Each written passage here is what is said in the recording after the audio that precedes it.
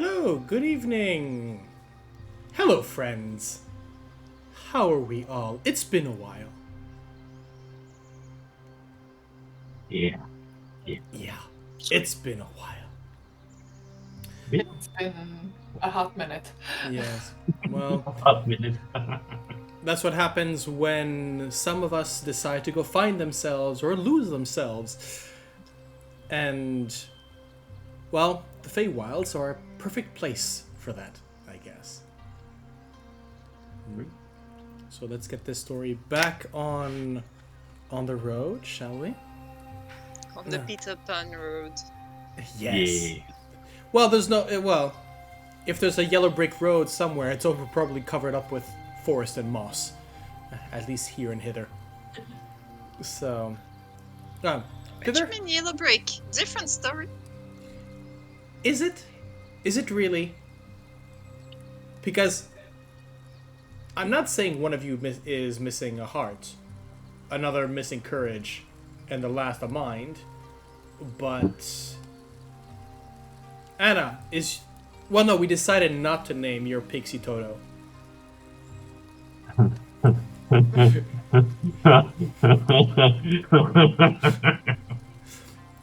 Doesn't matter. Okay. On that note, but anyways, let's do a little quick recap of the events here in Thither, which began with you being brought to a hermit's cave, Nib's cave, by a small scarecrow with a, well, now his new head once again, which I believe his new old head, his ex-head, is in the possession of one of you. Should you decide to call, just rattle the gourd with the pennies inside, and he will come a-calling. Well, if you can hear it. You were given gifts by this man, surrounded by piles of gold, the legacy of a life of a miser and somewhat not thief, no. Conman neither. No, he was a landowner. So, gifts were given. You discovered a wanted poster of a certain Will of the Feywilds, who might be somewhat of an ally if you manage to find him. At least, maybe even a guide within this land right here. You met up with a buttered Campesi, and his good friend, the goblin, who was just wanted to take out a friend for dinner, or to have his friend for dinner.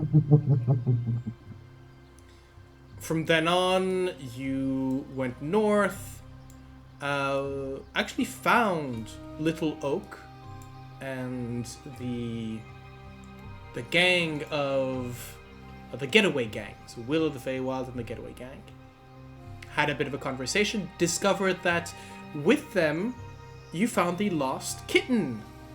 You found Star, yes, who Will agreed to, once the children be safe and sound, that he would be willing to give up his small furry companion so that they may join back with their mother. Speaking of Will of the Feywilds and the Getaway Gang, I actually do have an illustration for you.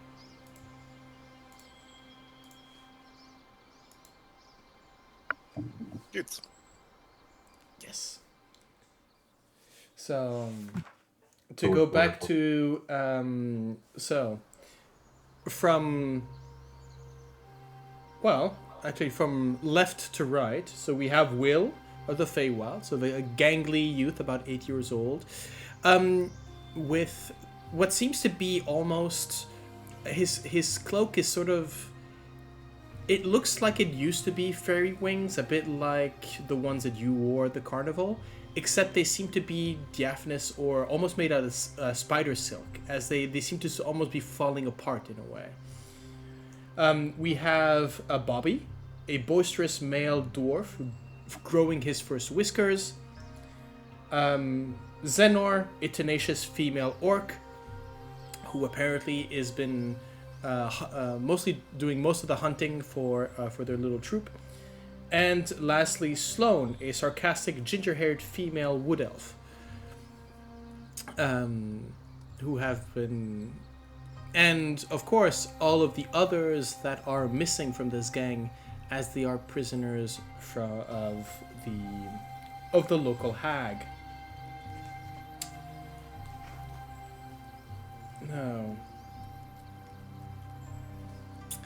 Now, as you discussed, Will was adamant that you help them rescue the other children that are apparently enslaved, making toys. Horrible toys. But wanted to get advice from, I guess in some way, their protector, or somebody that might help you, or at least maybe check on what your real motives are in this whole situation. And that was to bring you to a unicorn grove. Now, without actually knowing it, you passed nearby it, but for some rhyme or reason, only unicorns can enter this particular glade. Or at least those who appear to be.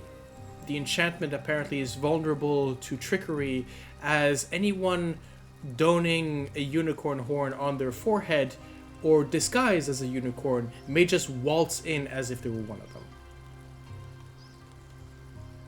You had jumped through a fairy ring, where we actually we've seen Anna, Plum, and Ysdred play along with the campestry singing there, and each of them in turn received boons and favors.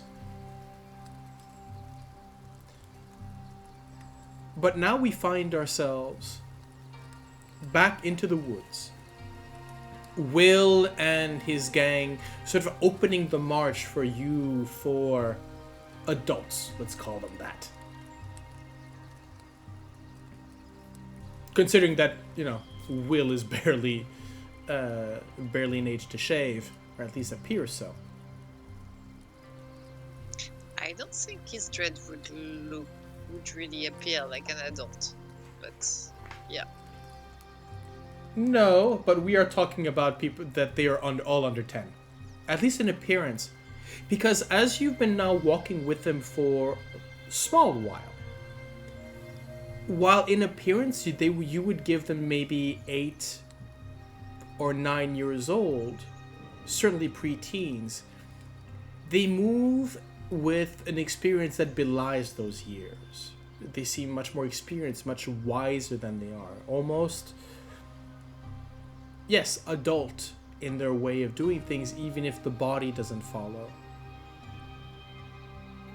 They've been here probably a long time, but probably the magic of Prismeer itself preserves that youth.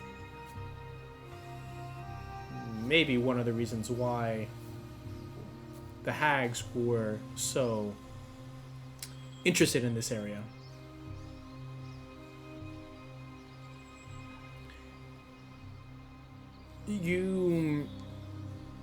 As you come up, they seem to know this road fairly well, or these woods very well.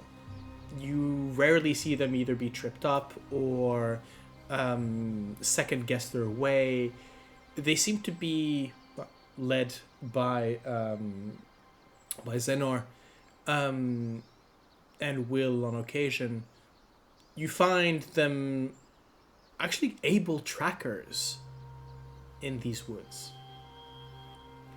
And there's a moment where you feel a shift in the air as you're walking behind them.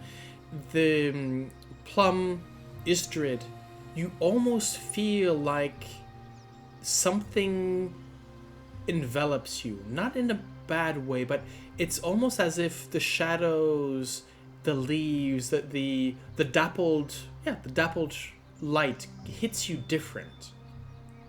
And Anna and Tavaren, as you're looking to your companions, they almost sort of you find that they almost shrink into the shadows themselves. Something here is a bit wilder. Something here is welcoming the Fae and in protection of some sort. So Plum, Ysdred, as long as you are within this confine of the area, you have advantage on all stealth checks. Yes.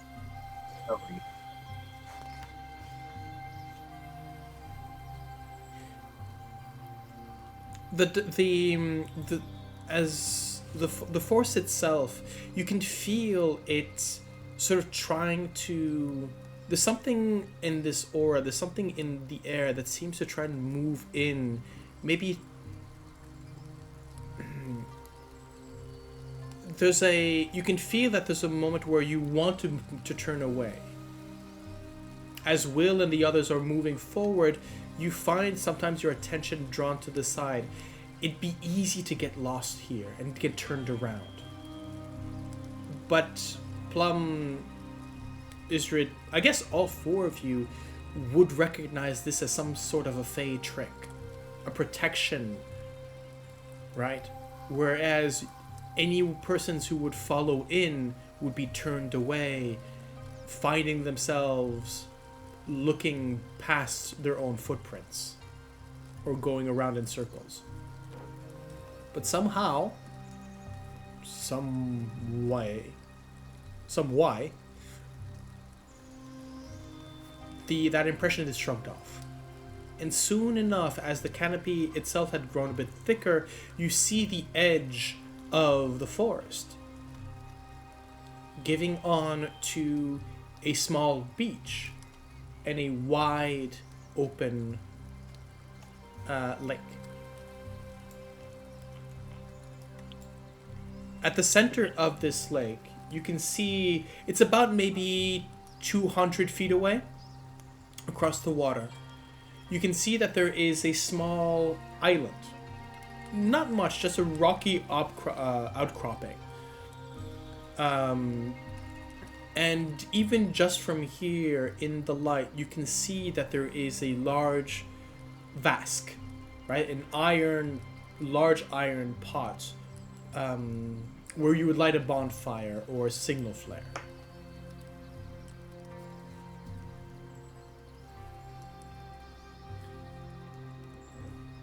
As you come up as the last one of you sort of steps onto the beach, Will sort of turns and says, "Okay, well, this is it, right? So because we're calling her for you in a sense, it's customary that you light the beacon." Right, you see the brazier over there on the island. You need to light that, and then she'll appear. That calls her basically. Oh, okay. Is there a certain way to do it, or is any shape or form any way possible? I mean, use fire. What I mean is, do we need to stand next to the brazier to light it, or can we just do it in another way? Oh, I don't know. We've always just swam there and, would light it there because we don't have magic. But it's a bit far for a bow. Yeah. And you can see that Sloane sort of raises an eyebrow, goes, "Maybe for you." Does not offer in any way, shape, or form to shoot any arrows there. Yeah. How far is it to the island? Let's see. Yeah, it's about 250 feet of fresh, still water. Okay. Yeah, let's just get 30 feet away and problem solved. Wait, what? let's get just 30 feet away and problem solve. We can light it up whenever 30 we want. feet away from it? Yeah. We're at 250 feet, so we're gonna need to swim. Yes. That's why I said let's just get. Oh, close in to Yeah. 30 feet. Yeah. Okay. Yeah. And I mean, we have Nixie with us, so. I mean, do you want to go? How deep is it? Not that deep. Oh, okay. So we can, like, do we have to swim or can we walk? Oh, you'll have to swim. I mean, he sort of looks at you up and down. Goes, no, I think you'll have to swim. I'm in a horse shape, so. Oh, right. Yes, you'd still have to swim. All right. Yes, I'd forgotten. Yes, so because I think so. Tavaren. Oh yes, you had a carved unicorn, a wooden unicorn painted with a multicolored braid, which Sloane had put on you, and she's riding you, I believe, Tavaren. Could be. I mean, if she put that unicorn horn, she's not riding you. No. Will and what's her name again? Zenor are probably in the they're in the unicorn, the horse costume, yeah. Yeah. Plum, Anna, well, Ysdred, I'm guessing you're you're riding Nixie. Yes. With also a horn tied to the... With also Yeah, the candy horn. oh, the candy horn, yeah. Yeah. Yeah. And Anna just put on a fake horn that they provided and is simply walking. So who among you is not wearing actually a unicorn horn? I'm wearing horn. You're wearing horn. As they told us, we need to wear the horn to No. Everyone is. So yeah, but Ysdred, Nixie's wearing the horn, not you. Yeah, but we made 4 horns, Okay, and I gave the candy horn to Nixie. So fair enough. No, I was just hoping that, I mean, you would have not gotten lost, right? But I could have described that feeling of you wanting to move away, sort of, while Nixie goes straight, you're going, no, that's not the way. Then Nixie just corrects you and moves forward. It could have been fun, but it doesn't. But, Yeah. yes, having your horse tell you this is the way. Manda Nixie. I mean, Nixie Lorian? Nixie Lorian sounds better. she's my partner, so yeah. Uh, Partner in crime. I'm gonna look at the people that are a bit taller than me, and I'm gonna say, I'm not a good swimmer. Can someone help me? Hop on. I think you can hop onto. I'm gonna look at Ysdred, and I'm gonna do the famous move to our dear friend, and I'm gonna say, like, can you help me with uppies, please? Sure. And Anna will just grab you and give you to Nick. Welcome At least aboard. boost you. If you jump, she'll boost you because her strength is not that good. Okay. Yeah, but Anna Ysdred drops- is, so it's fine. Yeah. Don't worry. For Anna once, drops I have her a pack. strong character. Anna drops her pack because she's not getting the rest of her stuff wet. Yeah, And probably catches Glint and says, "You can stay here if you want." where you go, I go. Should we all go? Like, Fair. I mean, we just need someone to, like, if I understand correctly, we just need one person to light the fire, right? That's a very good point, Horse. Yes. I'll jump back off. And I feel like, if someone wants to go, you can go, but I'll keep an eye. I shall pervade the location to be sure that we are not in Look the fun. I'll just turn to the kids and say, do you always light the blaze all together, or is one person enough? I don't know. We usually just go all together because, well, it's better to stay together. That's fair. No, good argument. Come back on. Just in case something or someone found the lake and decided to make it its playground, just let's go all together. Well, I'm not a very strong swimmer in this shape, but I can take a different one. Start crawling on Nixie while apologizing 100 times. Like, sorry, I'll give you extra food, Nixie, I'm sorry. She's strong. Don't worry. Yeah. She's a tough girl. Should I change my shape? In what exactly then? The kids. crocodile? The kids. Something have- that can swim. Horses can swim. They don't have the They swim can swim. speed, but horses can Yeah, swim. but- So I think I'd prefer to have a swim speed. If it takes too long, Anna will just start swimming, because at some point she wants to light a fire and just be done with it. okay. Okay, Tavaren will turn from a horse into a crocodile.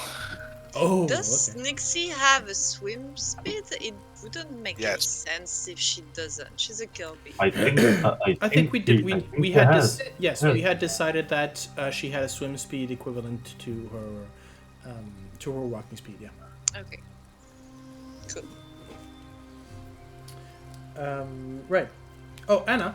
And now I'll be. Yes. I now am a crocodile, but still with the unicorn horn on top. Okay. Perfect. Right, a unidile. Yeah, you need. A unidile. A crocodile. Huh? Both of them. Very beautiful. Crococorn. Horny dial. Crocodile. Just center yourself a little bit. I can barely see your ear. There we go. That's. Sorry. Thank you. Let our audience watch you, people. You have such a tiny head when you look the camera up front. Like, makes your face so small. Do I? Oh, it's Makes because you my so small. headphones are. Yeah. Thank you for letting us all know. No, I didn't. That you have a anyways. big head. Speaking of big heads. Beachhead.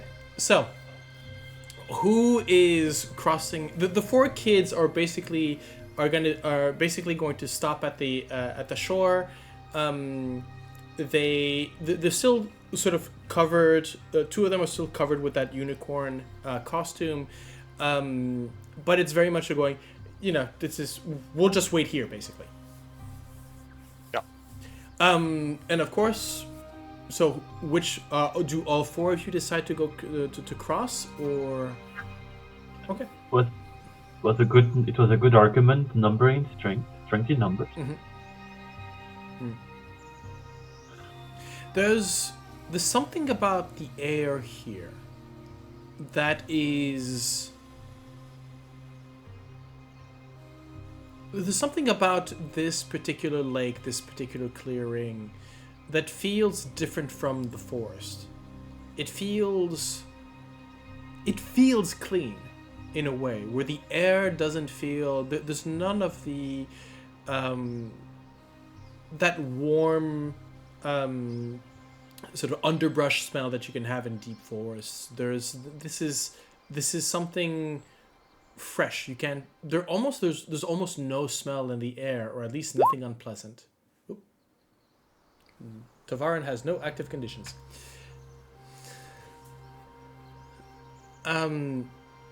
What I'll say is, as you step into... So, Anna, you get on top of Tavaren, I'm guessing? I think Tavaren ends up catching up with Anna and just sliding underneath, Yes. and then suddenly I'm Hey, atop consent. Tavaren. Okay. Yeah. As you stepped into the pool, it's been a while since you've had.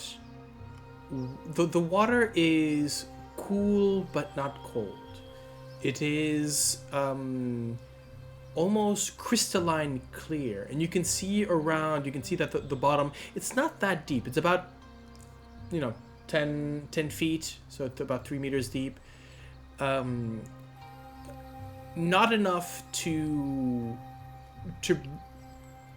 think that there might, and you can see clearly through it. You can see the fish, so these silver reflections dotting here and there. You can see small forests of kelp at the bottom, but there's nothing that would indicate any danger, even though, I'm pretty sure that Ysdred is on lookout as well as Nixie. And so your crossing is fairly short and uninterrupted. But as soon as you step out, of course, that chill, as the wetness of your clothing, you start to feel the little chill of it. It's a small hike up to the top of this small island. It's not that big, maybe 20 feet, 30 feet across and whatnot.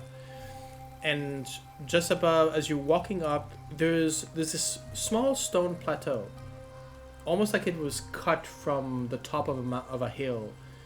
And just there, you have this large, what looked to be iron from afar, seems to be made of granite. Smooth granite. And on the inside, you find coals, ready to light. That's a prestidigitation, and it lights. Alright. As you light it, there's a. As you actually you light you light the brazier. It goes up in a flame that doesn't seem to actually burn or heat. It's not a roaring. It diffuses less heat than it should for a flame that size, but it's enough to cut that chill and sort of start to warm your clothing and start to dry them out. You find yourself steaming a little bit as the water evaporates. The crocodile just. Yeah. It's a bit high for you, but yeah. Yeah, like I'm not like I'm just gonna like sort of lie by the side of the brazier. Hot stone. Yeah. Yep. And for the minute there, you're there in the center of this lake, and as you're looking around, there's just that shimmer of mist that sort of almost hides away the edges of the lake. There's a moment where you feel here in this spot with the crackling fire behind you, there's almost a moment of perfect peace. This is a place where you could find rest without even looking for it.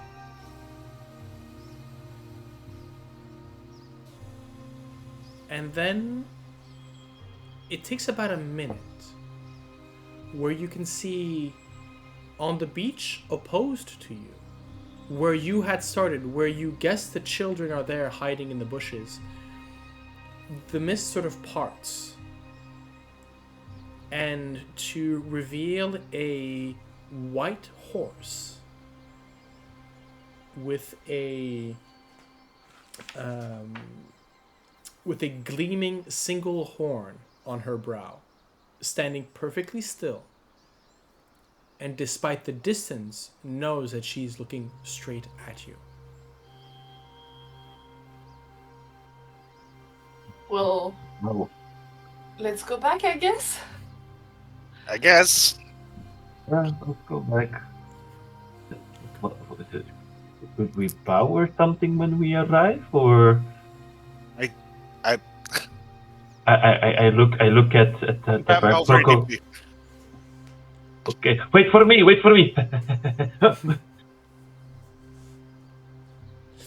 Yeah, I guess we start swimming back. Okay. Yeah. Start swimming back. To be fair, I think Anna just dives back in and then lets Tavaren catch up. I wish we had more time. I could have painted Nixie white and gold. She would have hated it, but I could have done it. True. So, if you remember, I have a magic brush that can make Nixie change colors. Okay. Oh, Oh, I don't remember that, but I'll. You asked me what was the gift that she received. That was the story. So Oh, it's the color changing for horses. Oh, the Color changing brush. the gift from Nib. No, like in the memories, the Ah. questions. Okay, something that we haven't seen yet. Okay, we'll have to address that next time, definitely. Especially since it's been a while since we have not had one of those, and we have received requests to see the first time Ysdred. And anyways, moving forward. Actually, I do have a handout for you. Ooh. I'm out.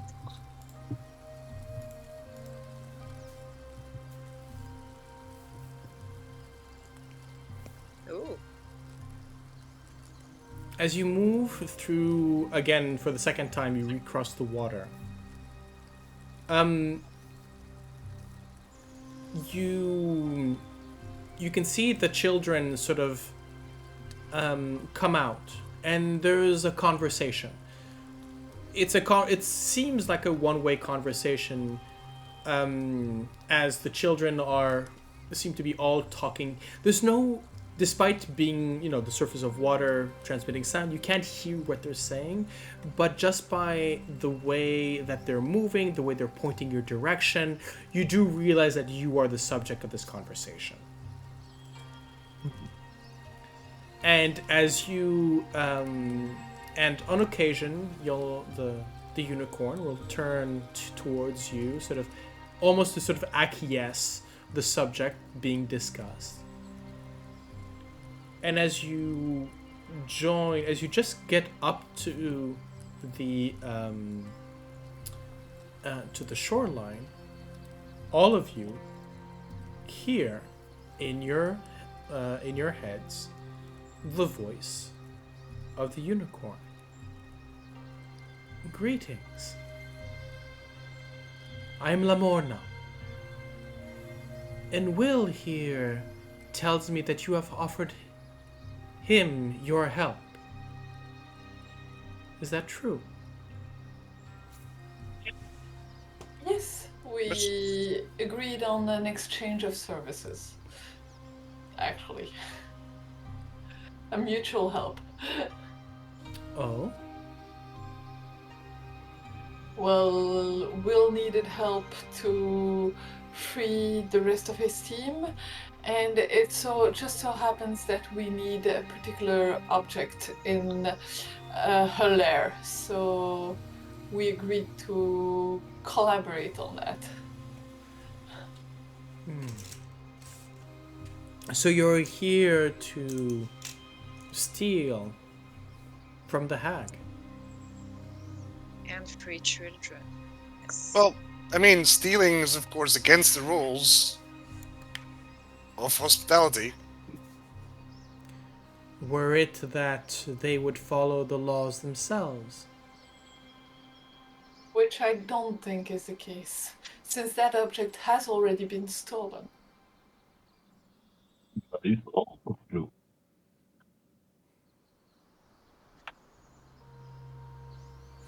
We just want to help. Well, Yes, I ultimately, can only encourage you to do so. The hags have been a scourge upon Prismeer ever since they took over. Our ultimate goal is actually to manage to free those realms. Yes. Well, a noble task indeed. But to do so, there are things that you would need to know, which I can tell you. Any insight you might have will be valuable to us.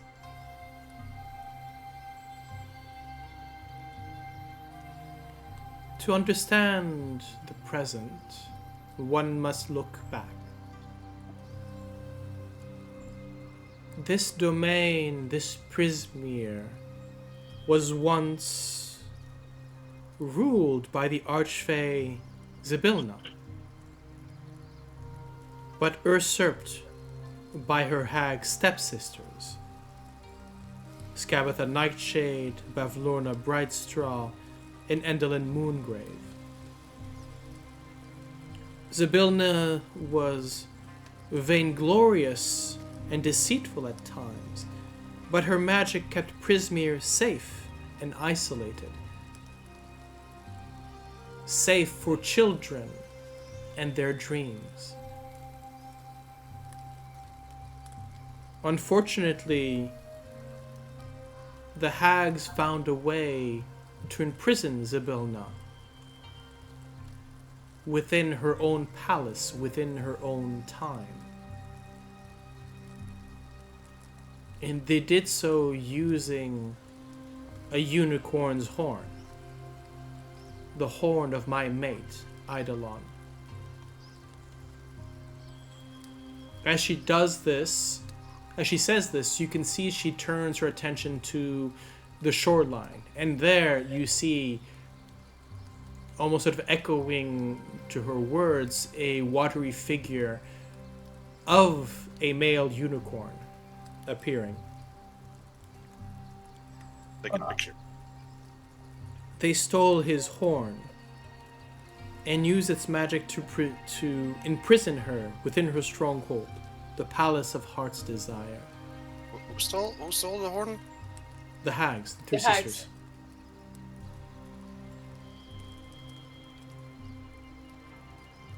As per magic's laws, that same horn would be used to free her. But I do not know where my mate or his horn might be.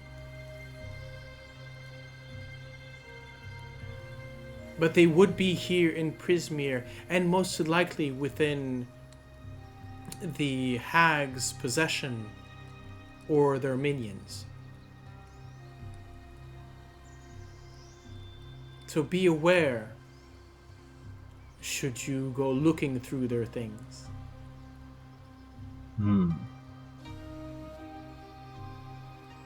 Okay. Any idea which of them might have it? Unfortunately, she just shakes her head in... I mean, I think, Ysdred, you would recognize this being a word.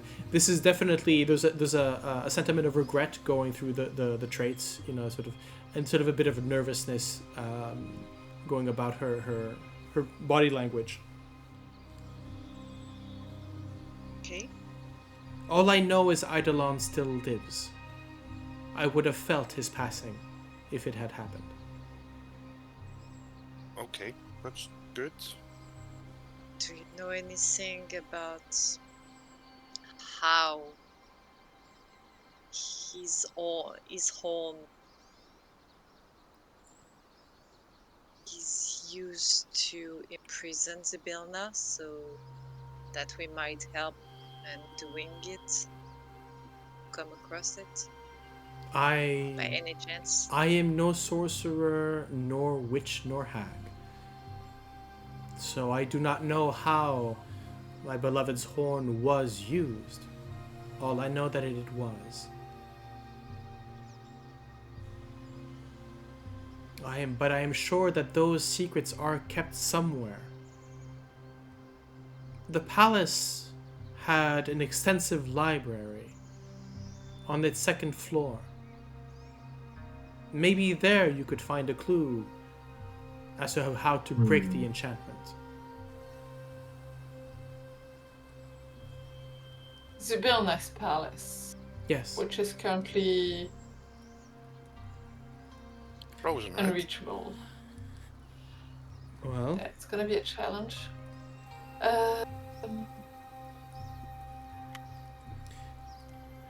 you could find a guide should you make your way to Yon. Find Dandelion. Amidor, Ow. his name. Amidor the Dandelion. He knows the secret ways from Yon to the palace doors. Is he an actual dandelion or? Yes. Okay. Oh.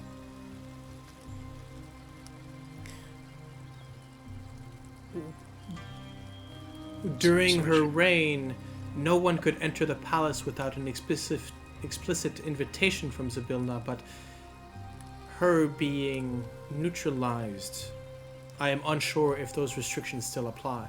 You may be able to enter furtively into the palace.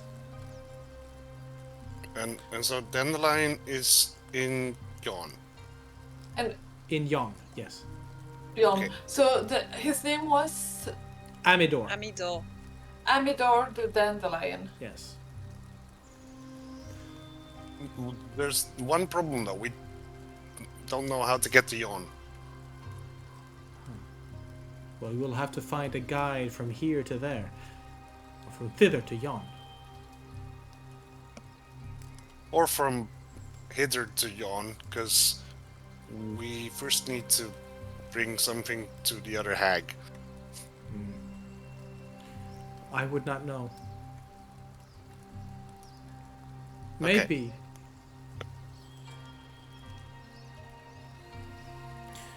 Beware though.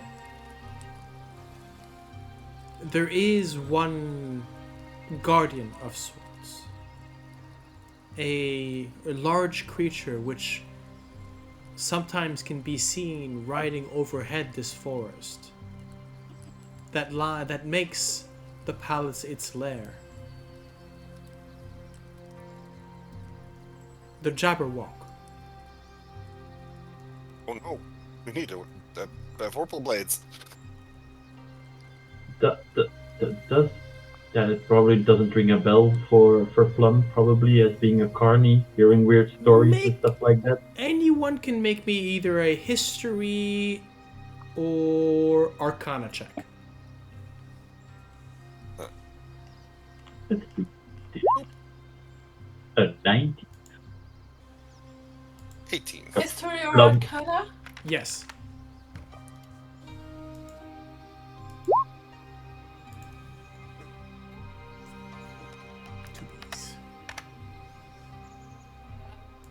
I didn't look at the results. Should have given Tavaren help. Doesn't matter. Oh. Anyways, I think that Lamorna, the image of the unicorn sort of disappears and comes out this sort of dragon type, at least dragon limbed type of creature with a long neck. I'm gonna show them to you. Yay, picture time. Ugh, creepy. Dang. Ah, I And you can regret my life You choice. can actually hear this time almost. You had to, in this conversation, almost forgotten they were there. But you hear Zener go, and then sort of I'm shrink again back into the bushes. I'm assuming that the Jabberwocky poem is not actually Alice in Wonderland and the poem, like, they're not actual things in this world? I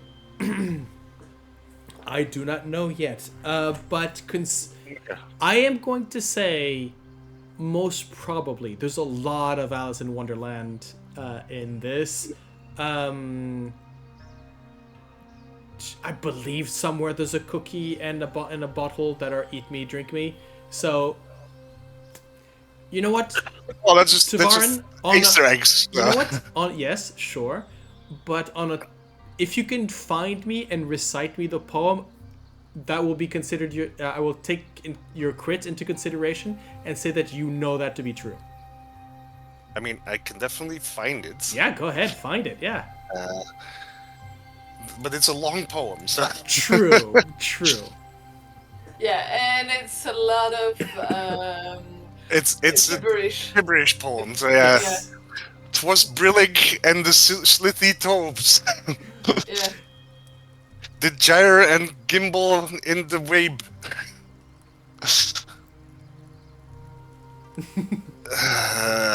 Oh, Mimsy were the Borgoves and the Momrads outgrabe.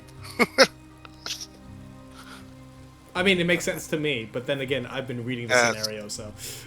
Oh, but that's the thing that I remember the most was like 1, 2, 1, 2, and through, the Vorpal blade went snicker snack, and left it dead, and with its head, he went galumphing back. Yes, indeed. Galumphing is something that one does not do lightly. No, of course. But yes. So beware of this guardian. Beware the Jabberwock, yes.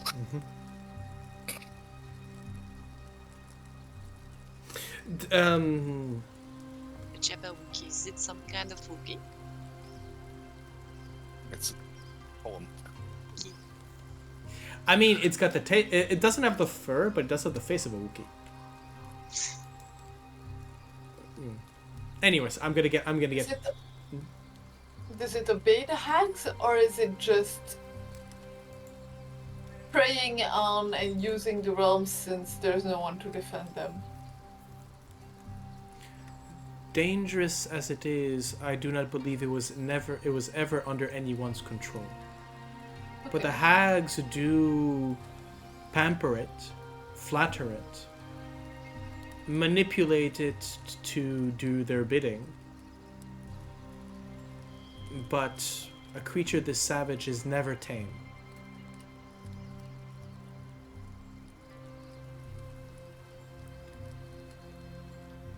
However, I will say this. Despite its many attempts, it has never been able to graze the shores of this lake or of my domain. So should you want to find refuge, you may find it here at any time. You are welcome, as long as you need it. Thank you. That is very kind of you. Thank you.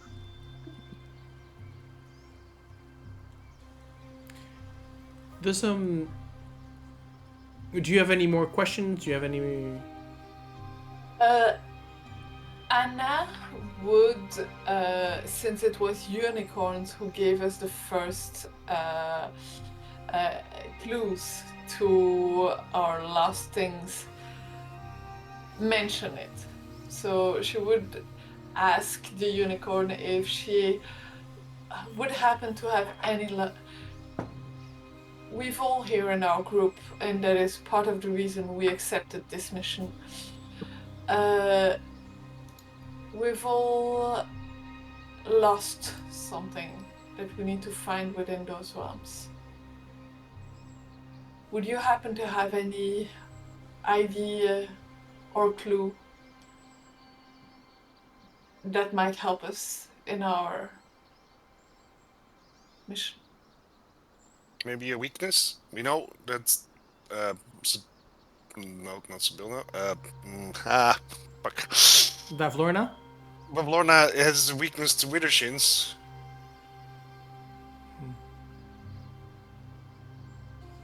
Scabatha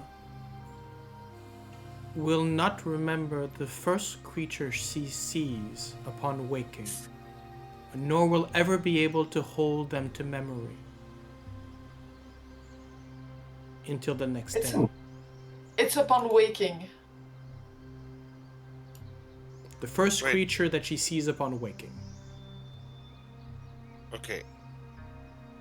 Does that mean that like she won't be able to see that person? Yeah, the whole day. Cool. Imagine literally the same mechanic as the silence from Doctor Who. If she sees you, she turns around, she'll forget that you were ever there. At least that's how I interpret it. Thank you. That is very useful.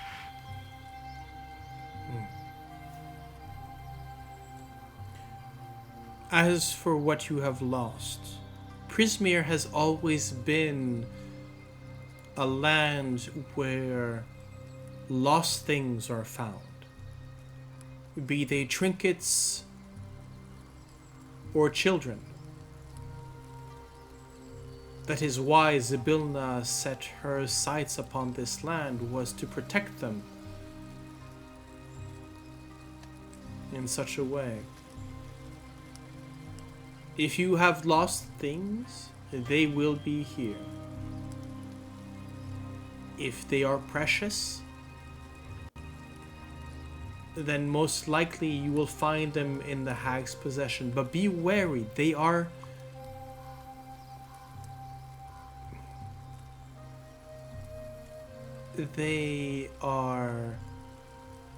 peculiar about their treasures and will not let them go lightly.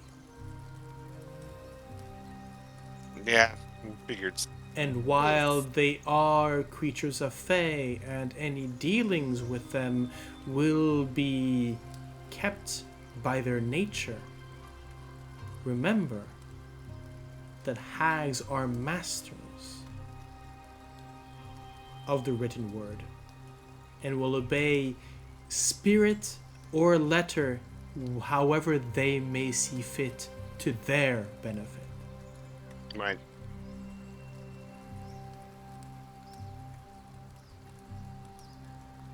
But I see that one of you already has signed. As she sort of turns towards Ysdred. I can feel her mark upon you.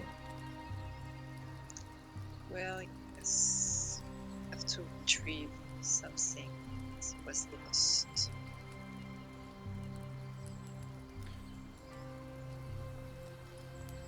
Be wary, should you fill your side of the bargain, that she might answer in kind. That does not mean that it will be done in good faith.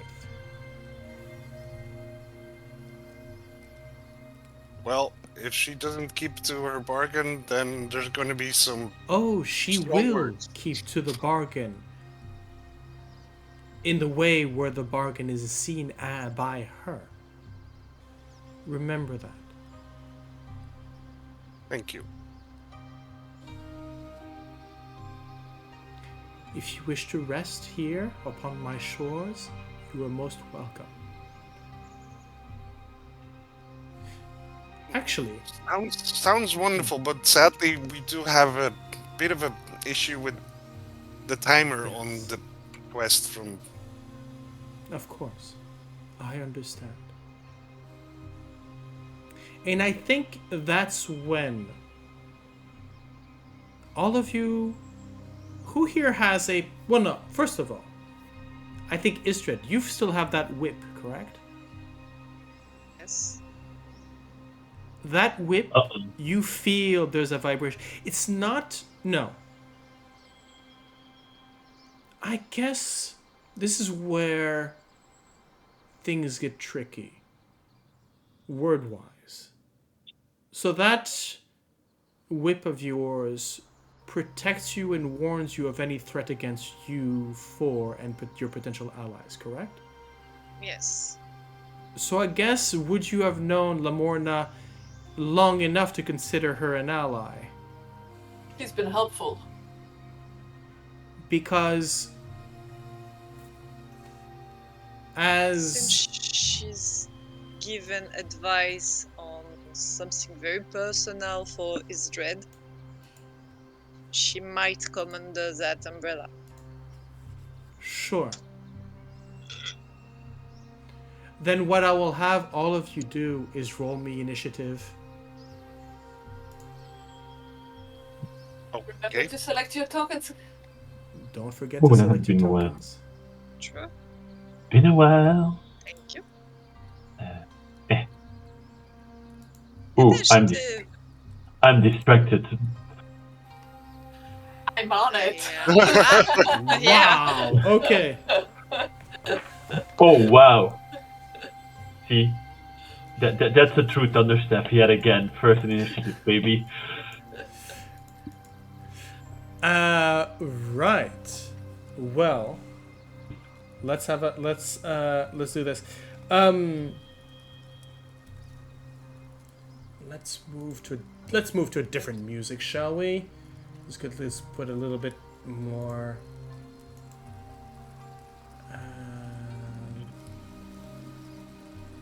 Let's go for this one here.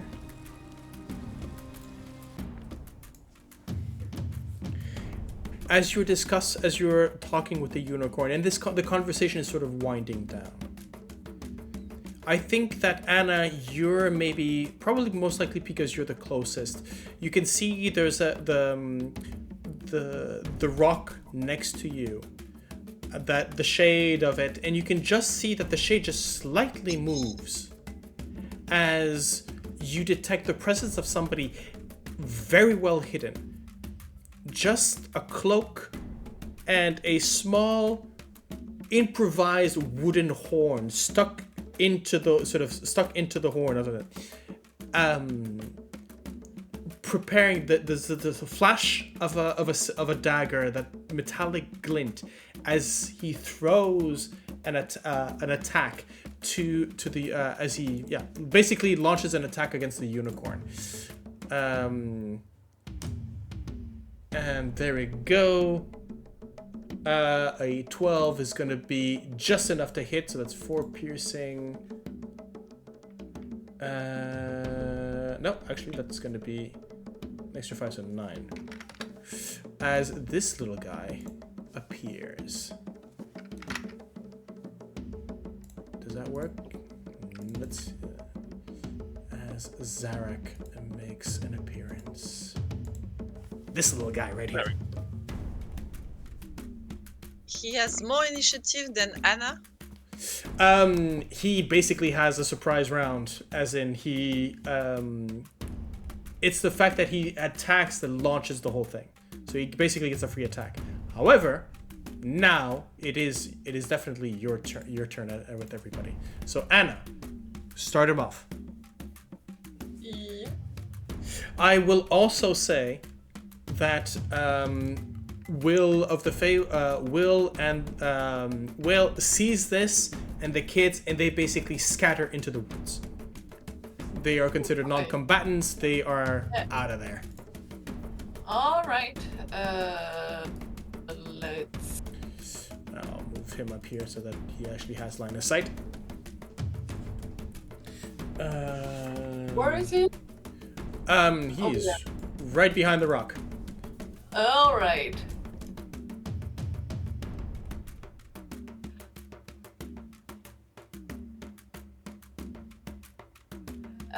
Yep, that is going to be. Let's keep it non-lethal so that we can actually interrogate this one. Do you say that out loud? No, give me a second because I'm just checking on the spells that have changed since 2014.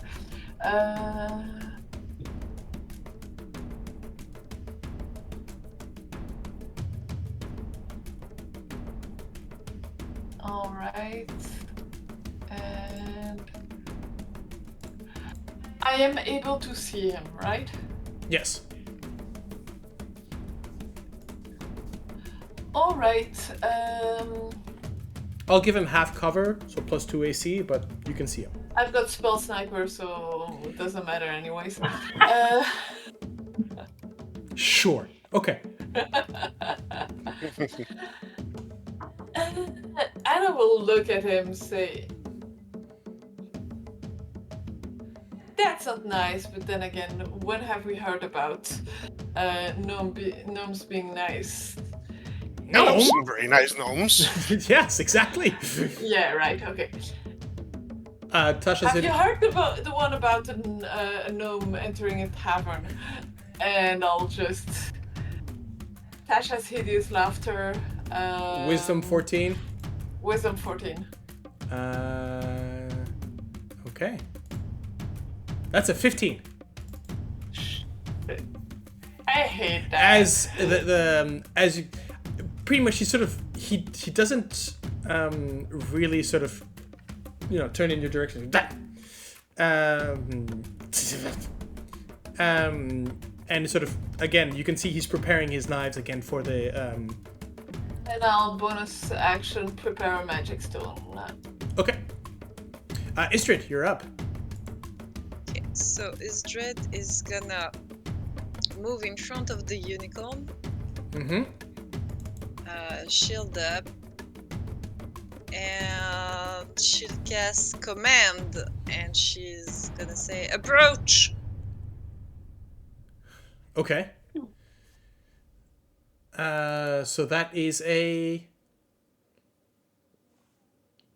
cast the command spell so that Wisdom saving throw. Okay. What's the DC? Cast 15. it, yeah. 15. Oh, okay. So yes, on his turn he will move forward. Does that mean that he can't do anything but approach? What does command say? They just have to move. Okay, so yeah, so he'll definitely move forward. Yeah, but I want him to go outside of cover. So yeah, he'll move. Wait, that's 15 feet. Yeah, okay. He'll just move. He sort of is surprised as his feet sort of move forward. He's not exactly sure what's going on. A bit shocked. To move within 5 feet of me. 5 feet of you? Okay. Yeah. There we go. And yeah. Actually, he'll just keep moving forward. No, she stays in between. Okay. Fair enough. Yeah. Okay. It's going to be his turn. Unless Tavaren, what's your initiative? What's your dexterity? 12. Yeah. So he's going to be acting first. Granted, Ysdred, you are in the way, so he's going to do this at disadvantage, but he's going to make 2 range attacks. He's basically going to... Those 2 daggers that he brought out in hand he's going to throw at the unicorn behind you. Can Nixie come also? Before it's... Can Nixie have an action?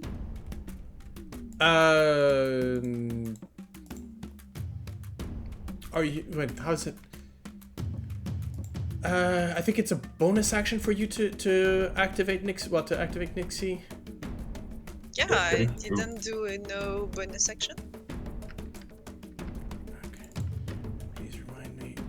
Okay, there you go.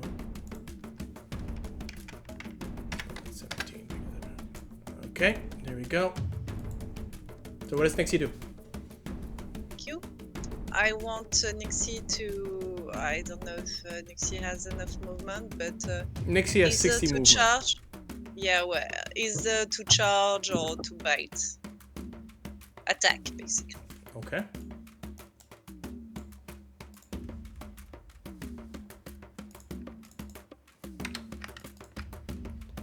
Let's see. Go. It's a 25. Nixie's on fire. Yeah, so bonus equals to the spell attack modifier.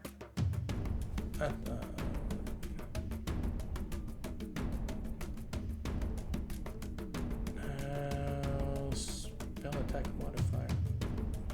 And oh no, right, okay. Damage bonus is equal to spell level.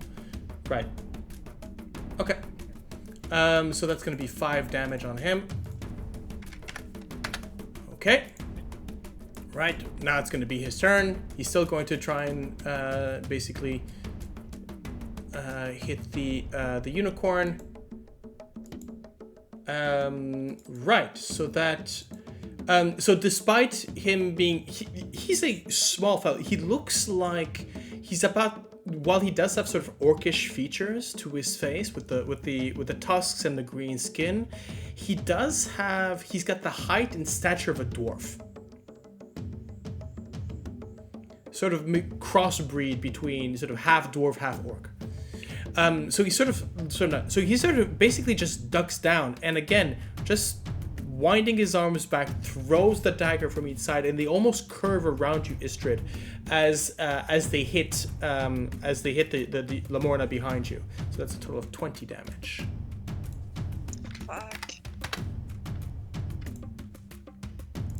That's a rack. Tavaren?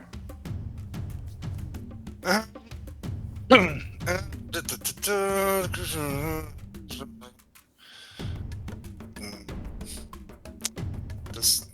suppose that the unicorn does not have hit dice, or does it?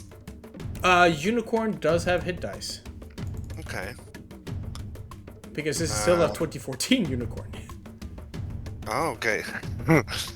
In that case... Oh no, sorry, he cannot act because it makes the prone, it does the prone, it gives the prone condition, and I don't think you can attack. Oh, absolutely. The prone condition. You said approach, it's the action that you need to finish at the end of the turn, and then they can do the next action.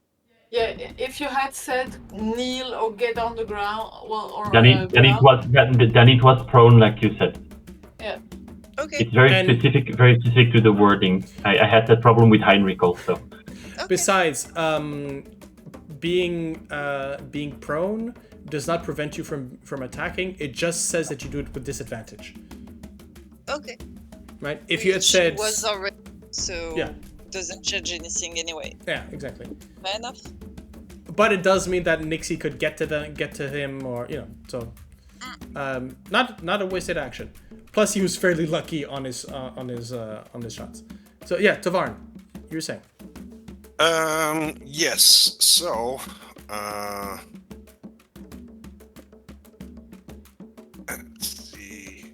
In that case, I will cast a Withering Bloom. Okay. Constitution. So, it's he can make so it's a 10-foot radius circle. So let's see. Then I can make a circle. It's 4x4. So yeah, you can definitely catch him in one corner and the unicorn in the other. Yeah. And he can make a Constitution saving throw. If you were to snap to corner, so shit there you go. On the damage, but so he takes the 4 damage. All right, and the unicorn can spend one of its unspent hit dice to regain that many hit points. Roll me a. What's my spellcasting ability modifier? So it's just one of the So what does it say? It's hit die, right? Yeah, spend an unspent hit die. Okay, so roll me a d10 and add your whatever modifier you would need to it. Just d10 plus 4. 18 points. It gets 8 points? Yeah. Yeah. Okay.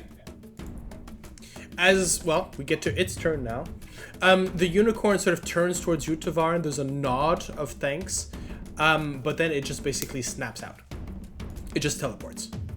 Oh, okay.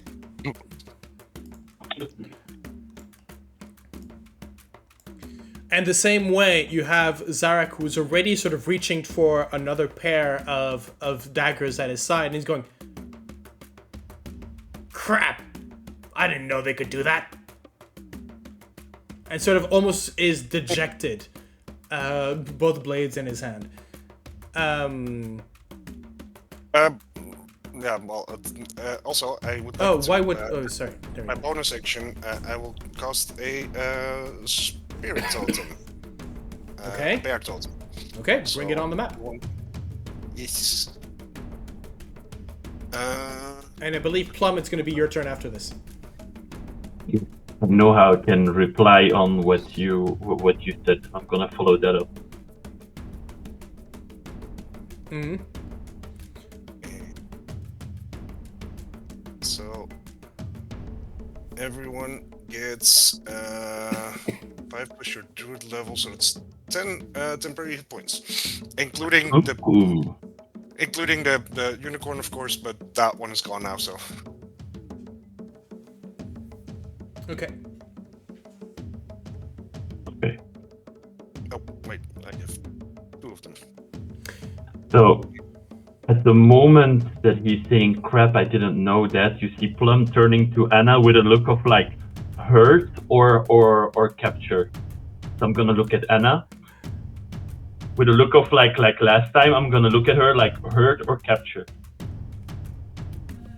Anna's answer will be capture, if possible.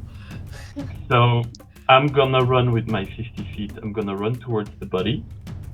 And while he says crap, you see jumping half sideways, a little fairy like jumping on him, and I'm gonna try to grapple him.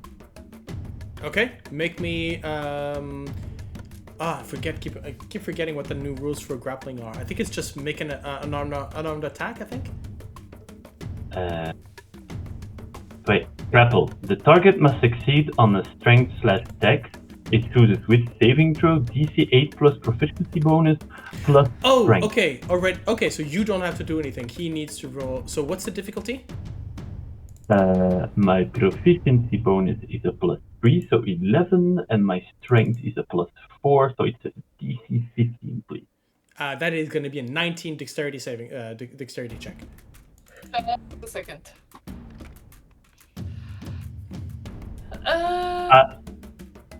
You do have, because it's linked to an attack, right? So if you can actually do it twice. No, wait. Yes. Do you have your second attack now? Yes, you do. Yes, I have my second attack. Oh, Yes. okay, yeah. You see Plum trying to grab, but he's a slippery little fellow, and he's gonna say, "Get over here!" and jumps again on him. Right. You do realize that he is twice your size, right? I am Plum, that is not a problem. Sure. Okay. Fair enough. Let's go for another. That, however, is a 16. So. Me it be? I think so. But did you say 15? 15, yeah. Yeah. So 16. He does better. So again, slippery is indeed for somebody at that sort of mass. He's very, very quick on his feet. Get off!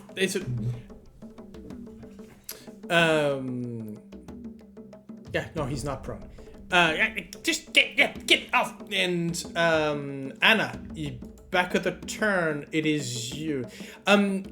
Actually, Plum,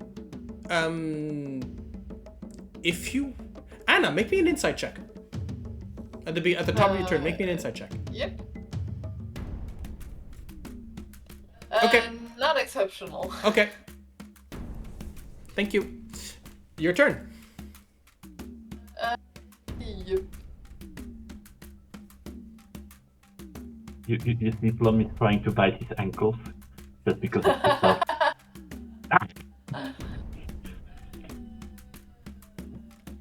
Anna is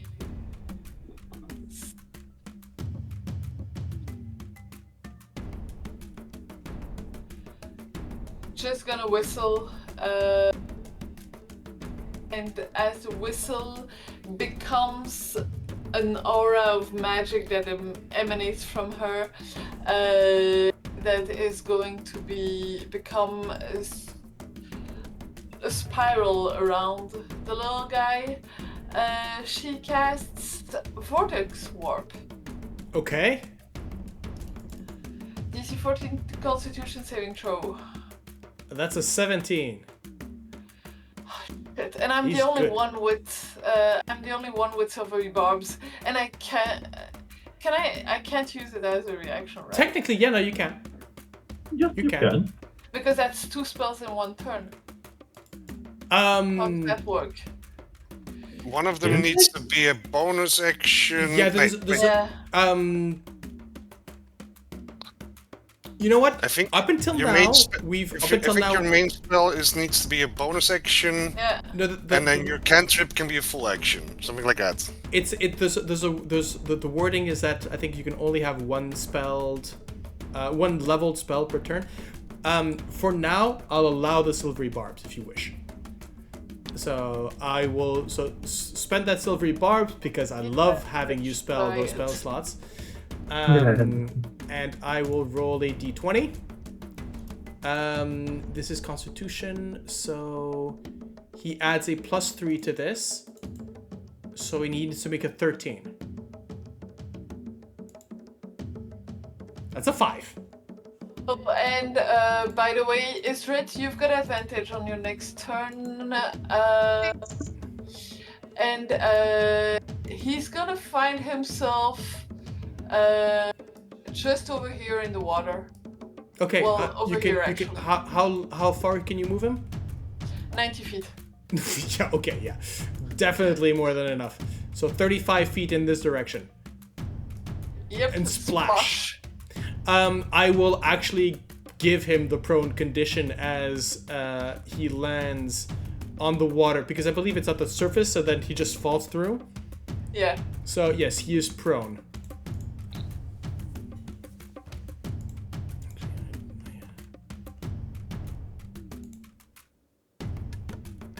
Where are you? There you go. Yes, so he is definitely all of a sudden. You were trying to grab him, Plum, and all of a sudden he slips and just poof. Actually, Anna, you haven't used this before, have you? Nope. That's why I described it. So that spiral,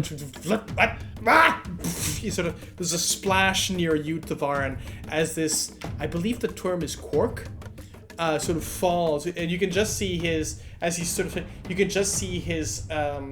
just above the water, basically, as he's sort of struggling to get back up.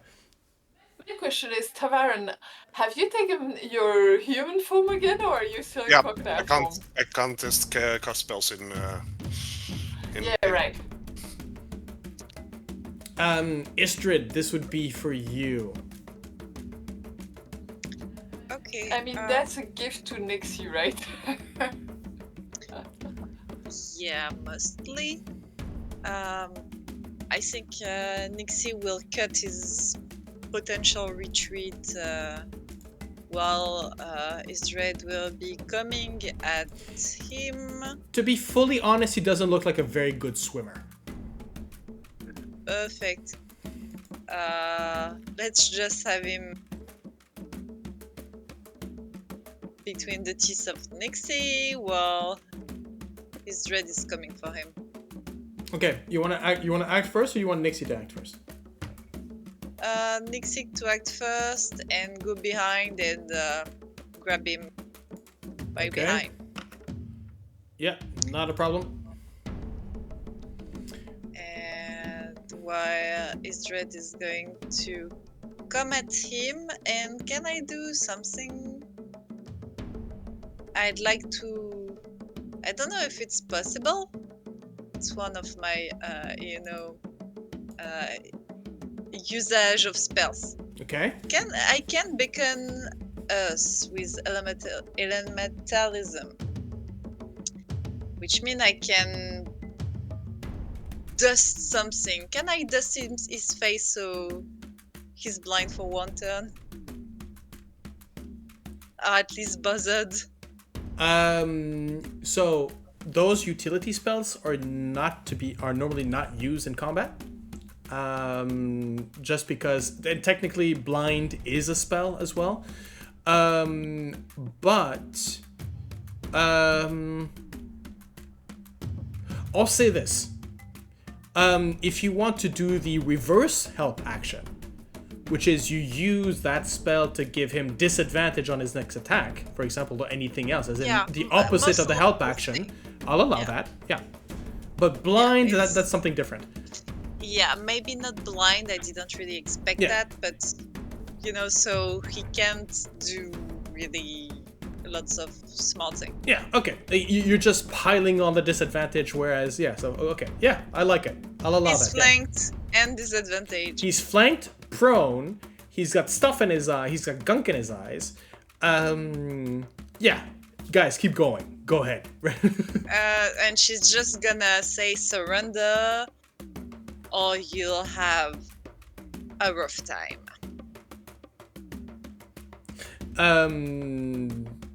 Yeah. Do you want me to do an intimidation check where he's in the teeth of Nixie?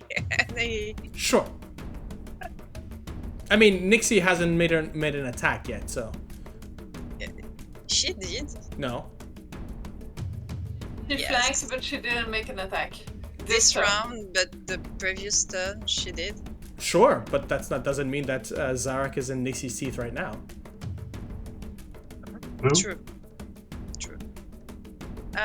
Intimidation. Let's go. That's a pretty shitty roll. Yeah, with the +7. +7.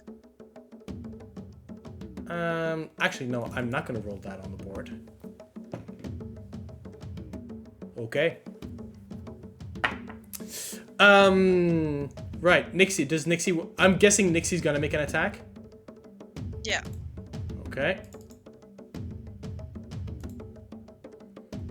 That's a... Jesus, okay. That's a crit. Go Nixie, go Nixie, go so Nixie. That is 12 damage. Which means he's bloodied. And yeah, I think that as we come up to his turn, he goes, okay, hey, stop, I'm good, uncle. Sort of raising up, realizing that he still has his 2 daggers in his hand, and just goes, sort of, he doesn't drop them. You see he drops them, but he drops them into his sleeves, right? That's it, so he doesn't have them in his hand, but they're definitely up his sleeves. And he goes, no, I give up, and turning towards the horse, sort of, I get it. Good.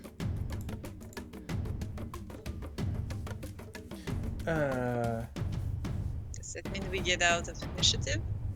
We can get out of initiative. Unless someone wants to keep attacking. Yeah. Nixie probably, which is why we should get out of initiative to tell that horse, that Kelpie to no, that's not food actually. Not right now, at least. She understands. She's just playful. Nixie sort of... Tell that to the Haragon that we're floating in the water. Yeah. Well, they kind of did something shitty, so... You can see Nixie is sort of... You can see that the is sort of chewing on what is most likely a bloodied piece of the Quark's a cloak. You know, there's a vast tear. You can see part of the cloak and sort of bloody part of the cloak sort of dripping from her mouth. Yeah, there's no heart-shaped, heart pattern underwear showing or anything. No. No, Nixie came in from above. Nixie goes for the neck, right? Good girl. No, plus he was seated. I'm good. No harm done. I got nothing against you. It's just business, and she's gone anyway. So. It's business exactly.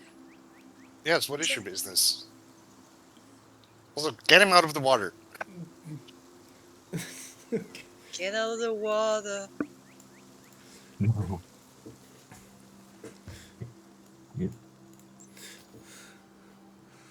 So he's getting out of the water, but still hung by his cloak by Nixie. How strong is Nixie? I don't know if Nixie's strong enough to hold up the weight of a full-grown man. I've never seen a horse actually do that like that. I don't think they have the teeth for it, but because like I said, this is still he looks like an adult dwarf, just green, no beard and tusks. Yeah. Okay. Mm, Let's say she's I believe just behind him. Yeah. Sort of chewing on the. Yeah, he's medium sized, so it's gonna be. Yeah. I like the idea, but I'm just going. That's one hell of a neck strength on that horse. I understood that he was like more on the small side. Originally. Yeah, that's always the thing, right? Dwarves are medium just because I said no, they're heavy, right? So it's always that weird thing with regards to creature size. But yeah, he's a different guy. No. Yeah, okay, yeah. The truth. Hey, business is business. So in my reputation, What is your business? my business is my business, right? I'm paid and confidentiality and all that, right? And You you're understand. meddling with our business. So Well then, That's look, ours. you got your business. I got my business ain't here no more. So I'm gonna go, right? No harm. Look. Technically you attacked me. I haven't hurt any of you. So Attacked an ally, so that makes it our problem. I could not know that was an ally. First of all, and I mean, from what I understand, you just met, so you are quick to find allies. You are quick to Yes, we are. Oh, good. Well, then, I apologize. I did not know that it was an ally. I appreciate you defending them. I did not attack you. And they're What's gone. your name? That is privileged information. People Can I pay punch for that him, information. please? Can I punch him? He starts to piss me off. You want to Please? do? I'm just looking to everyone like, can I punch him? He starts to Oh, yes. piss me off. Ysdred is stepping Anna a will- step aside. I got a Anna permission will from put a- Tavaren. And I will put a hand up. But yes. Put a hand up on with regards to what? As in To Plum saying, just a minute. He's annoying. Fine. Doesn't mean we have to mistreat them. If we need to do a roll, I'm giving my health action in any roll by doing the bit show of muscle. So you guys know if you want to do something special. I mean, only scum is trying to harm a unicorn. like I said, it's business. I got nothing against them. Yeah, scum. Yeah, but we would like to know who your business is with. And That's all. I can't tell you exactly, right? Part of the contract. You How hire much would it you cost? hire me. I'm not gonna tell anyone you hired me. Can you show us the contract? Because I don't really believe you that you have a contract that says that you're not allowed to tell us who you're working for. I don't have to. Do you really think that I walk around with paper up my ass? Yes, Yes. No. especially if you're doing a contract job for someone. When the contract is made with somebody, you tap hands, it's a promise. I can't have my reputation being ruined just because I blapped the name of my employer. No.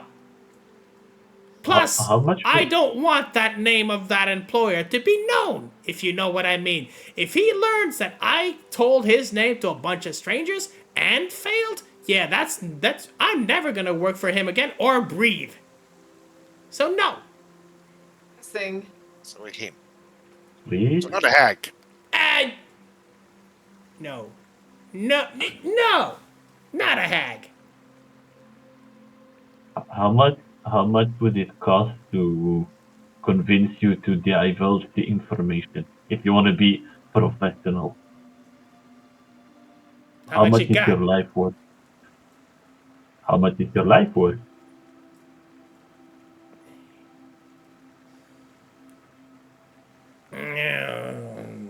You seem like a reasonable man, yes. They stopped me from punching you, so help me. And he really wants to punch you. And I give like a very big smile, and I'm like, I want to punch you. But see, they are very reasonable people. Maybe we can make deal, yeah. So are you threatening him to are you threatening to kill him? No, Yes, you did. I'm just, You asked him how much his life is worth. well, in his, yes and no. It's more like how much is your life worth to divulge the information. So you're threatening his life. In Plum's case, probably, because he already asked to punch. I just love the fact that, yes, we're all good adventurers here. What's the first way to interrogation? Torture. He's Plum. He literally has made a Molotov cocktail from mushroom booze. Absolutely. And you still have that Molotov cocktail with you. We're negotiating at the moment, not torturing. I Like, have let's be fair. character growth. I have character growth. I asked for permission to punch him. Normally, I would already attacked. I asked permission to my fellow players if I could punch him or not, and I waited. And now I'm asking politely, with a very "I'm going to kill you" note. How much is your life worth to divulge information? Pretty please, with a cherry on the top. Look, put it this way. While I don't necessarily trust the lot of you to end my life, I certainly trust my current employer to do so if I don't come up with results or betray his trust. So, you know, damned if I do, damned if I don't. Let's see it otherwise. What are you willing to give us for your release?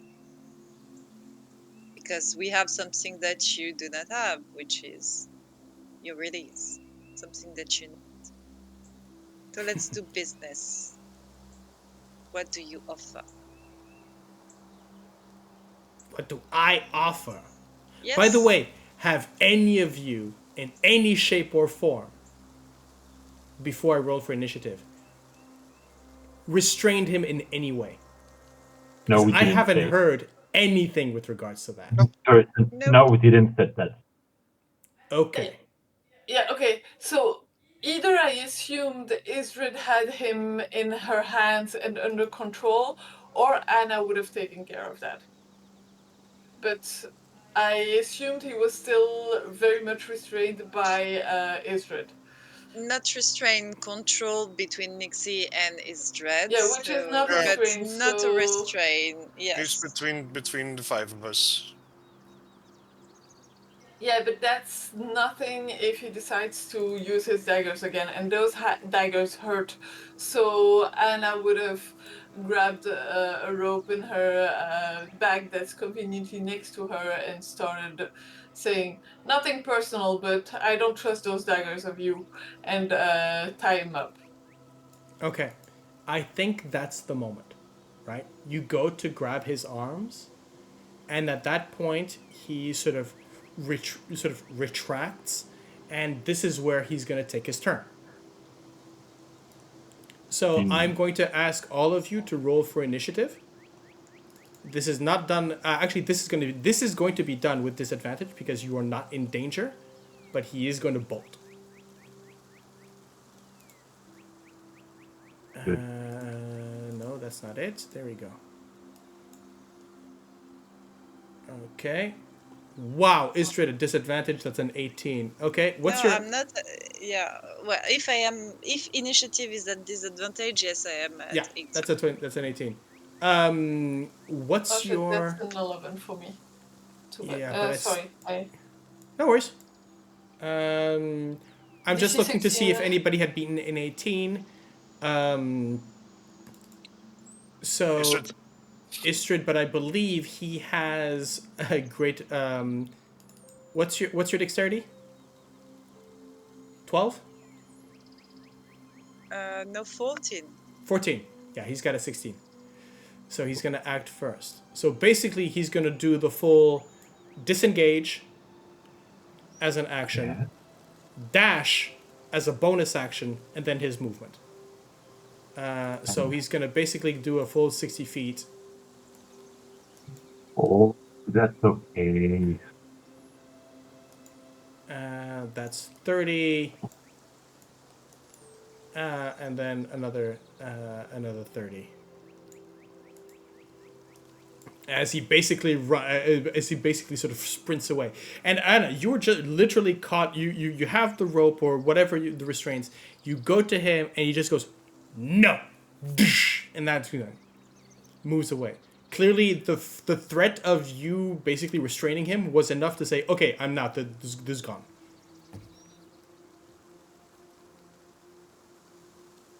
Ysdred. Or Right. Just so you know, next turn, if you do not stop him now, next turn he's basically moving another 90 feet into the forest and being completely lost. That is going to be another command. Halt. Okay. Let's see. What's the range on that? 60 feet. Okay. Okay. So that is what? Wisdom? Yes. Okay, here we go. Okay, that is a 20 on the that's a 20 on the die. Okay. So. Well, he rolled an 18 and a 20. Well. Does that mean she will just move?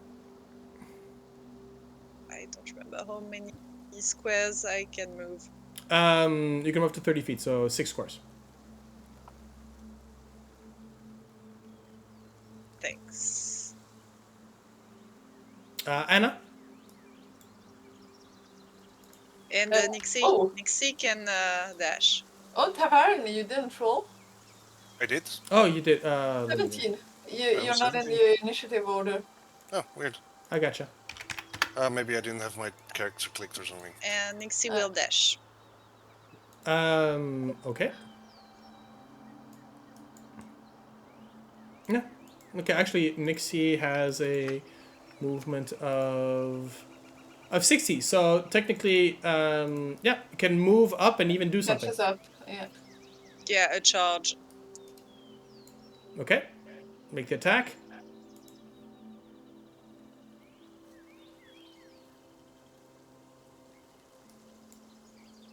Okay, I'll make the attack. Wow. Okay, that's 2 crits in a row. Which means Zarak is with 2 hit points left.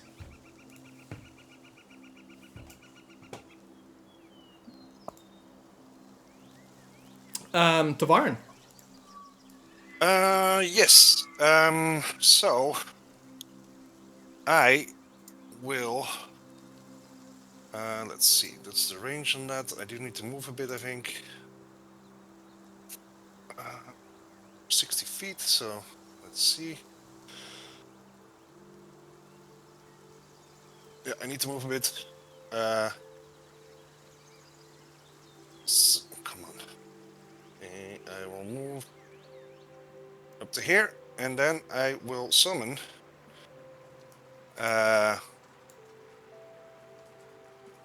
8 wolves in front of him. Okay. Basically goes, oh, okay. Oh, okay. Yeah. Allies, I get it. Hey, can't blame a guy for trying, okay? You know, I just don't like being tied down, you know what I mean? As the wolf sort of nudge him forward back to the group. I think Anna would actually, before he moves, Anna would actually just even misty step and appearing before him, saying, "Yeah, picked the wrong group to annoy." So, I actually had a proposition for you before you did the whole trying to disappear act. You were the one trying to tie me up. But bygones be You were bygones. also- Bygones be bygones. You have an offer. Let's talk.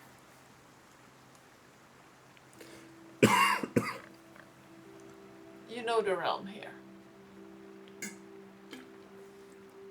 And not really, no. Okay.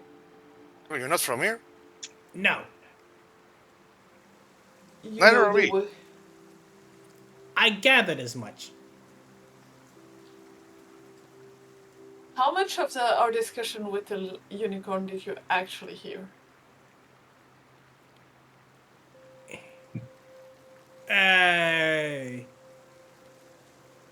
You do know that you were talking in your heads, right?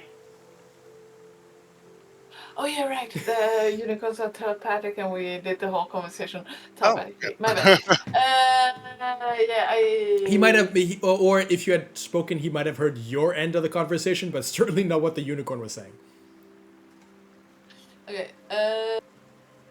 That's good because, yeah, I was kind of worried about information getting out, but yeah. And I gather your employer is not in this part of the realm either.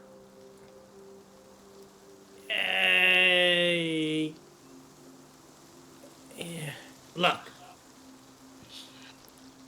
if you have enough to pay me so that I don't have to work for the guy, I don't have to go back to him. And busy as it is, he's not gonna come after me for a long time. He asked me, he promised me a good sum. I kind of need something from you guys. And what is that sum, or what is that? What do you need? What is it that you need? Because without an actual There's amount or information, we can't do anything about there's it. a flash, there's a flash of gold in his hands as a coin appears and then disappears. And enough to no longer work for the guy. And 2 golden coins out of my pocket. Is this enough? Yeah, save that for your grandmother's funeral. We're talking of a bit more than that. You're still not clear on what amount you want. So maybe we have enough, maybe not. Maybe we have ways of getting more, and you could get paid in a relatively quick manner after we get that money. You could always, not that you've proven to be any kind of trustworthy. Hey, But you signed me on? My professionalism is my word, is my bond. That's all a man has to live for, is his reputation and the occasional drink. You sign me on, you buy my services, you'll get my services. You can trust me on that. Yes, but what are your rates? Look, You keep being very vague. Like, kids, you keep going like, well, what do you have to offer? But like, we would like to know what it costs to hire you. Well, what's the point? Going rate is usually between 500 to 700 a day, plus expenses. yeah, no one's paid that much. I am. I'm good. I'm sending I'm really a good. message. I am sending a message spell to the members You know of the you have group. to whisper to send the message, right? And apparently she said, good, maybe you can lip Yeah, read. but I can Don't go a worry bit about it. back Don't worry about and it. It could be whisper. muttering on it. It could be moving your lips. It could be. Don't worry about it.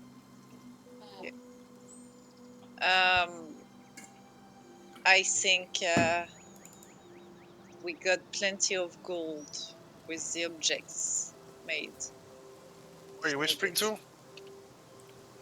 Everyone in turn. Okay, so you want to cast the spell like 5 times. Yeah. 4 times. 3. I'm gonna make a perception check at that point. I'm going to, Okay. like I said, to go back a bit. I'm behind his back, and Yeah, but like, if you're going to cast the spell like 3 times, it's still, like, it's not very subtle anymore. Noticeable. Yeah. oh yeah. Like, I think it's might be better to choose one person that you're whispering to. Because Yeah. otherwise, like, the spell needs, like, it doesn't spell message to everyone in the group. Yeah, well, let's do that. Okay, so who are you whisper sending this to? Probably Anna. Okay. So Anna, in your mind, you hear Ysdred's suggestion about what the gifts? Is that? Yeah, the gold golden gifts. gifts. I'd offer mine, but mine's fool's gold. Yours is? Fool's gold. Gold. It's not actual gold because Ysdred can't handle Yeah. gold. Yeah. Mm. He said 500 to 700 a day, right? Mm-hmm. I don't have that kind of money. Yeah. Anna, I was gonna say I mean, 500 to 700 a day. That might be manageable for a couple of days. sort of raises an eyebrow, looks at the four of you, goes, "Yeah, I'm not believing that." I mean, 500 to 700 copper pieces are a Can I perfectly make good price. Can I make an insight check? I to said see gold, if- not coins. I said gold. Gold. Oh, Yeah, okay. yeah. I heard coins. Yeah. My bad. I heard coins. Can I make an insight check to see if he's telling the truth about the amount that he's paid normally? Sure. Yeah.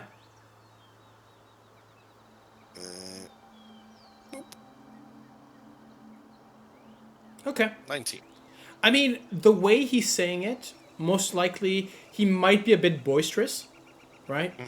But you do also understand that he was sent to hunt a unicorn. Yeah, but like, I mean, he's not like exaggerating by a factor of 10 or something. Like No, that. no. But he might be, I don't know, it's not by a factor of 10, maybe a factor by 2, but not much more than that. There's you can kind of see on that 19, I'll give you this. You can see that his mind is sort of, on one hand, he doesn't want to ask for too much money because that means you'll attack him. On the other hand, he doesn't want to just say, "I'll do it for free," right? Because you wouldn't take him seriously. So he's in his sort of, we can still so that kind of bracket, right?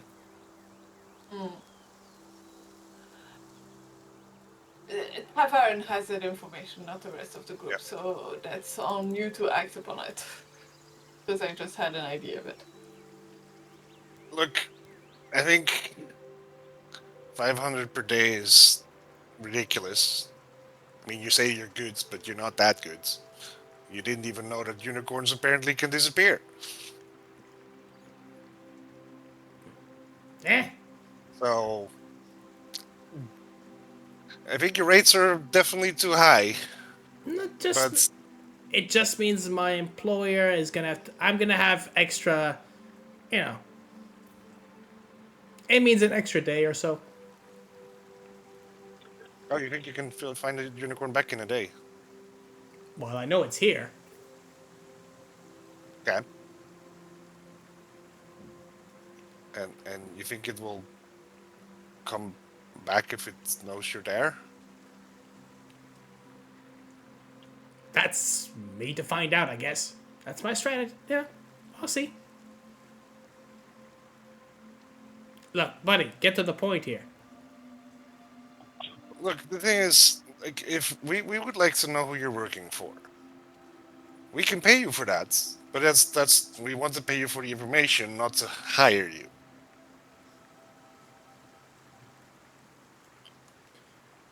So what is the price that you want for having that information? Okay.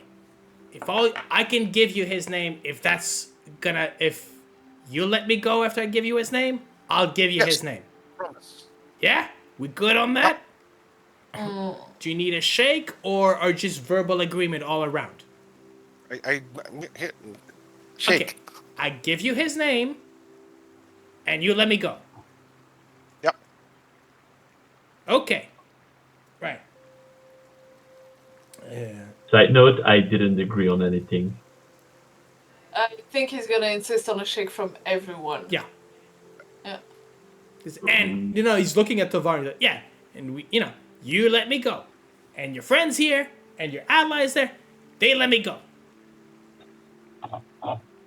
Guys? Guys. Still has her eye on the guy because that Tavaren, as much as I appreciate the fact that knowing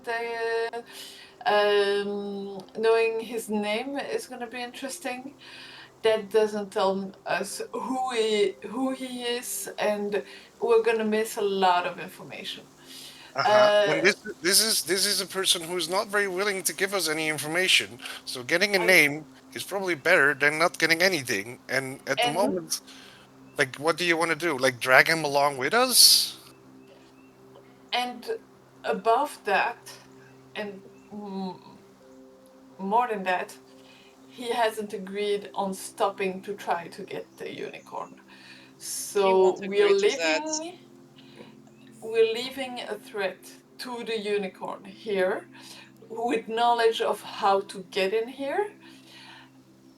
We're leaving a threat to not only the unicorn but also the people who are coming to see her. And for a name that we might not be able to use. So that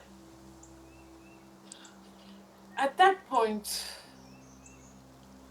What is it that you want to do? he's almost bleeding out. That's a point where I'd rather kill him because that eliminates the threat.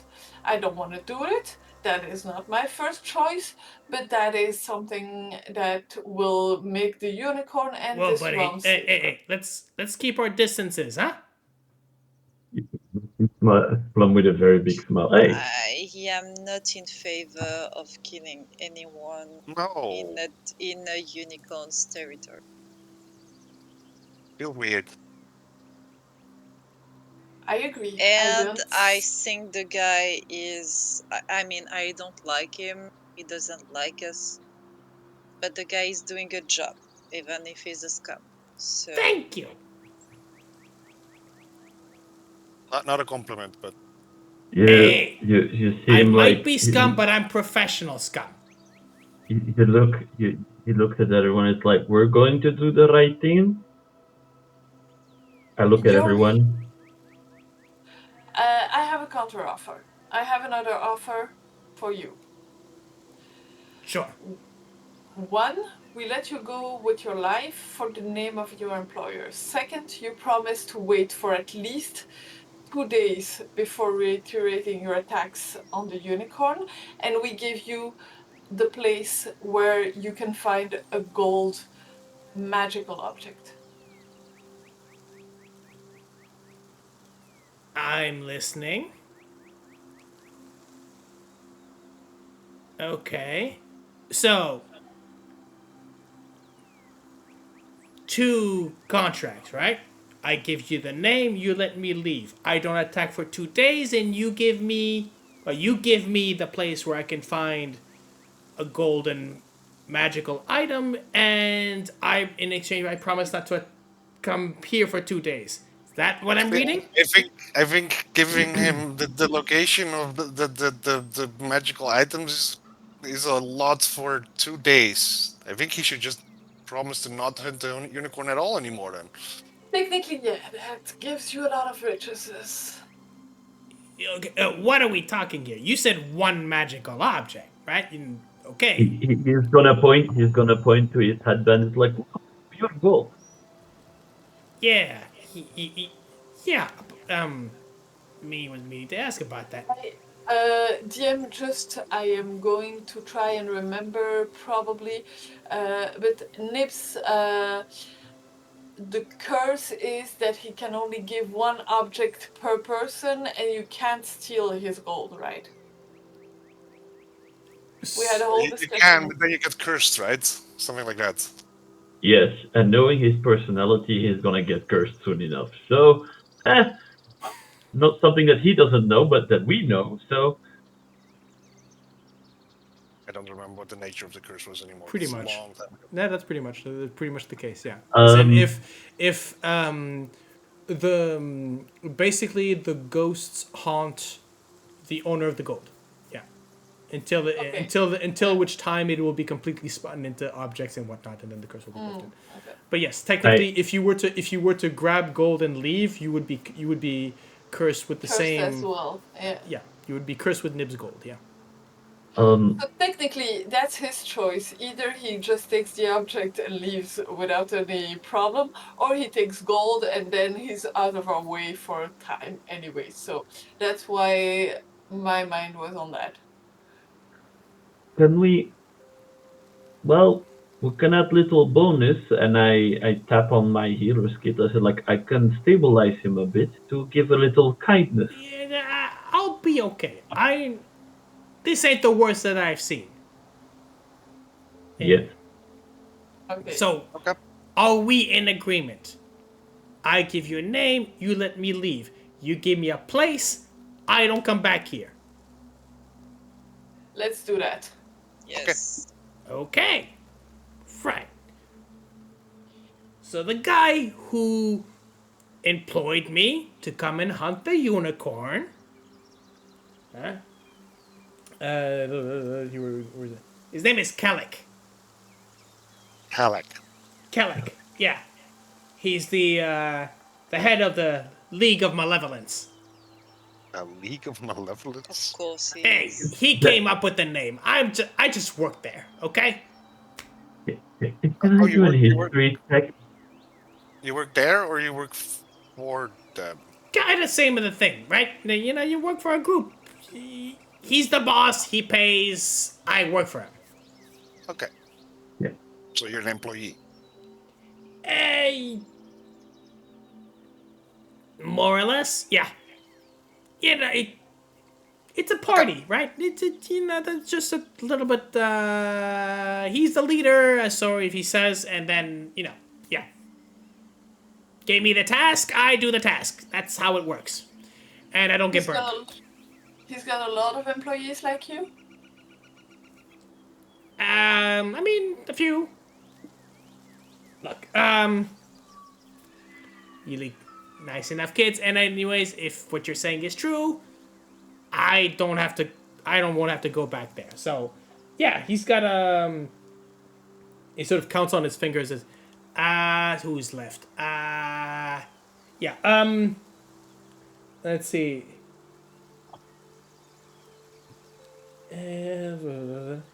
Yeah, we were 5. Yeah, so there's Kellic, there's me, there's Zargash, Skilla, and what's his face? With the wait, I can find the. Oh, it's not mission here. Give me a second. I'll find it. Meanwhile, in Warduke. Yeah, that's the guy. Yeah, him with the helmet. Yeah, that Warduke. In a sign of good faith, Tavaren will dismiss his The wolf. wolves already. So, I gave you the name and a little extra, good faith, huh? So, now, where do I go find the gold? I'll give him the directions. So Nib's Cave? I'm not on the map. Yeah. Of Nib's Cave. Okay, well, I will make my way there. I hope that we never cross paths again. Same. Yes. Yes. Always at your service. Thank you and goodbye. And he basically sort of, again, he doesn't sprint off, but he just sort of, sort of backwards, sort of steps backward. Almost, he's trying to avoid Nixie, so almost bumps into you, Ysdred, and then sort of scampers off into the woods.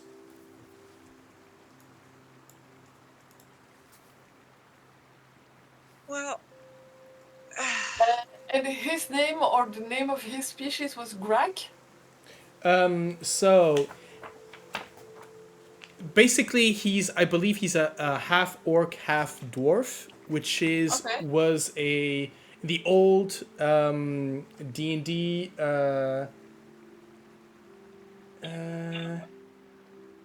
I think it was called a quark. Krok. Quark. But yeah. I mean, if it's a dwarf and an orc, it should be a dork. You know what? I'm not gonna.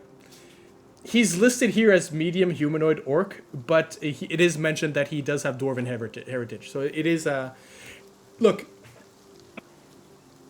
We can discuss this at a later point because we're about. You know what? Let's just keep going. And then we'll just we won't do the halfway break this time. Yeah, can we have I do need. Yeah. Okay. You know what? Let's do 5 minutes. Let's do 5 minutes. Yes. Okay. I need to go to the folks- little fairy place. Yes. we will be right back. For us, let's give us 10 minutes, 10, 15, let's say 10 minutes. For you, just stick around. I'm like making another video for this, so see you then.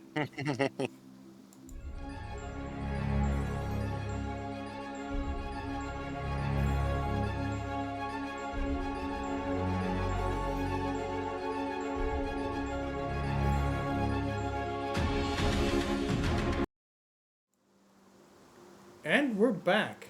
So, yeah, just to recap for those who, the names of you've met Zarek, at the dork as we've actually it would be the dwark, as work? whose boss is currently Kellic, self-appointed, leader of the League of Malevolence, and other members include Skilla, Warduke, and Zargash. Other than that, you're not exactly sure who or what these people... But I think that you can come to... I know my players are intelligent people, so I know that they'll get to this in time themselves. But I'm pretty sure that you can infer that if a unicorn, why would Zarek want to get to the unicorn's horn? Why would hunt a unicorn? Is probably for the same reason why. Yeah, they want a horn, basically. Makes sense. So you at least know some motivation of Kellic, which is he sent one of his men to find a horn. Why you did not get any additional information with regards to that? What can you do with a unicorn's horn? Because Probably a apparently lot. you can do a lot, but in specific in the situation we are in what could be the practical use for it? In situation these lands are in. Anyone can make me an Arcana check. I mean, if you can imprison the fate that rules over a domain, that is that is already pretty powerful. Hmm. Gives you a scale.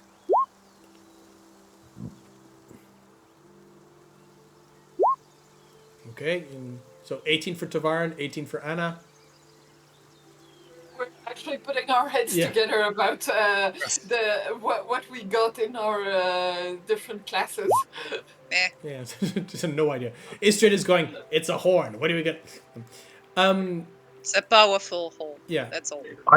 I mean, Ysdred, a unicorn horn is, you have no idea what it could be used for in this context, right? Unicorns are powerful creatures. They are, I believe they're celestials to a point. They are, they are inherently magic. Anna and Tavaren, you would understand that, well, you get spell focuses that enhance the spells.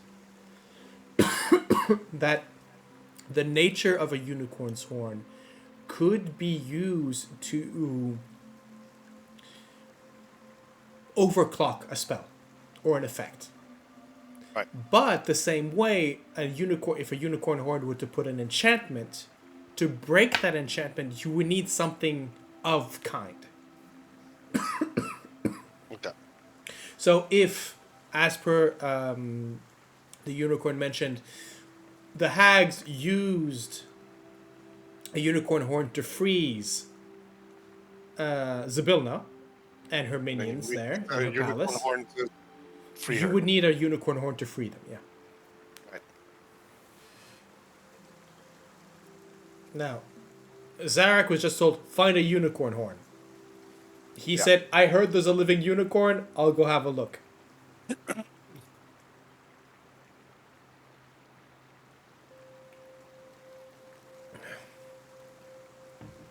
Right. So, the unicorn has not reappeared. That's the mist is sort of placed in that. Yeah. The kids are coming out going, sort of. Will's the first one to sort of peek his head out of the bushes, to the point where there's that slight moment where the bush seems to grow hair, just as busy as the bush, and then you have a face appears under it. But the others sort of walk in and say, yeah, who was that? Yeah, I don't know, Not but someone very nice. we'll try and keep an eye out for. And the young dwarfs, Bobby, goes up and goes, we'll keep out and we'll keep an eye out for him, and he's not getting past us now. Be careful, though. Oh yeah. We got tricks, and he sort of and we got tricks, and because you're gonna help us, we'll have even more people to Yes. He might use you to summon the unicorn, though.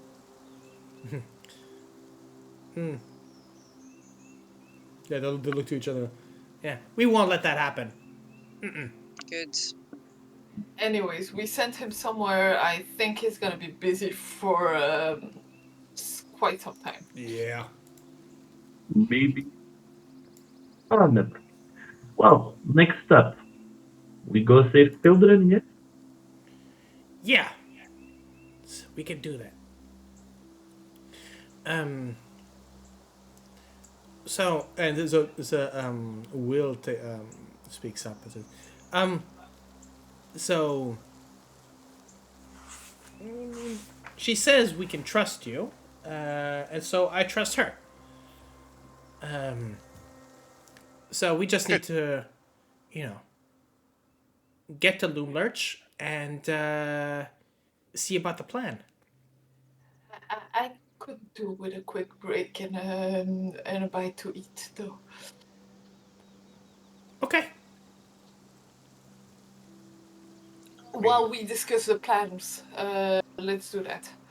If we're going to take a break, this is probably the best place to do it. In the Unicorn's Grove. Yeah, which is why I suggested it before we leave. Yep. I'll go sit. I will lie down flat on the ground and close my eyes, and I'll try to take a little power nap. So are we going for a short rest or a long rest? Short. I think. I'm gonna with a short rest. I just need to power up again. So little question: how are the spell energies for the moment of the non people that make a pact with certain things? I can still do I some can go stuff. for a bit. Okay, so you guys can believe. Well, I don't have a problem, so now I take a nap.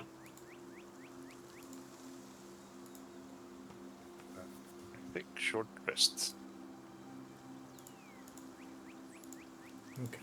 We can still discuss plans and actions during the time that Anna takes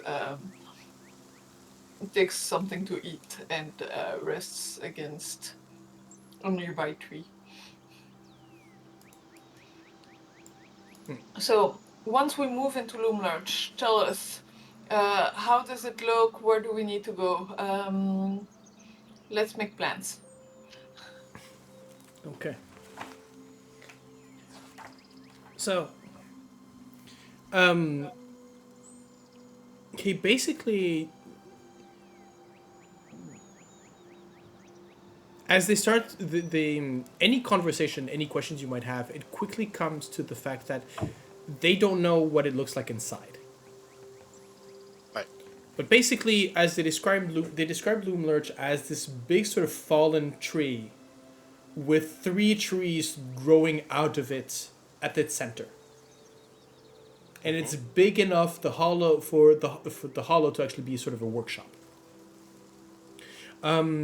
There's a sort of as to the south of it. There's a what they call the Goblin Market, where there are goblins that sort of sell treats and candy, and but whenever Will sort of mentions it, you can see the other kids going. Ah, ah. The guy from the Gold Cave, what's his name again? Nip. Nip also mentioned. I think. Or was it the goblin? Candy. It was Or- the goblin. It was Oh, the goblin. yeah, I remember someone mentioned the markets before where we could get candy. Yeah. Then you have a let's see how much do they actually know? Okay, 16 on the die. They know quite a bit. They've done their research. Then you have so as again on the inside, he doesn't really know. He does know that Granny has her own sort of garden, where apparently not only does she grow various types of mushrooms and holds goats and stuff like that, but apparently have a tendency of appearing these short fey creatures with sort of red hats just pop out of the ground. Red caps. Common is the knowledge of red caps. So yeah, I think it goes the sort of big mushrooms that they pop up and they have people under, Oh,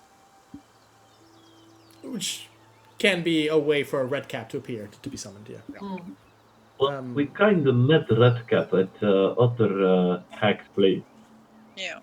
The one who cannot kill. yeah. True. You're right.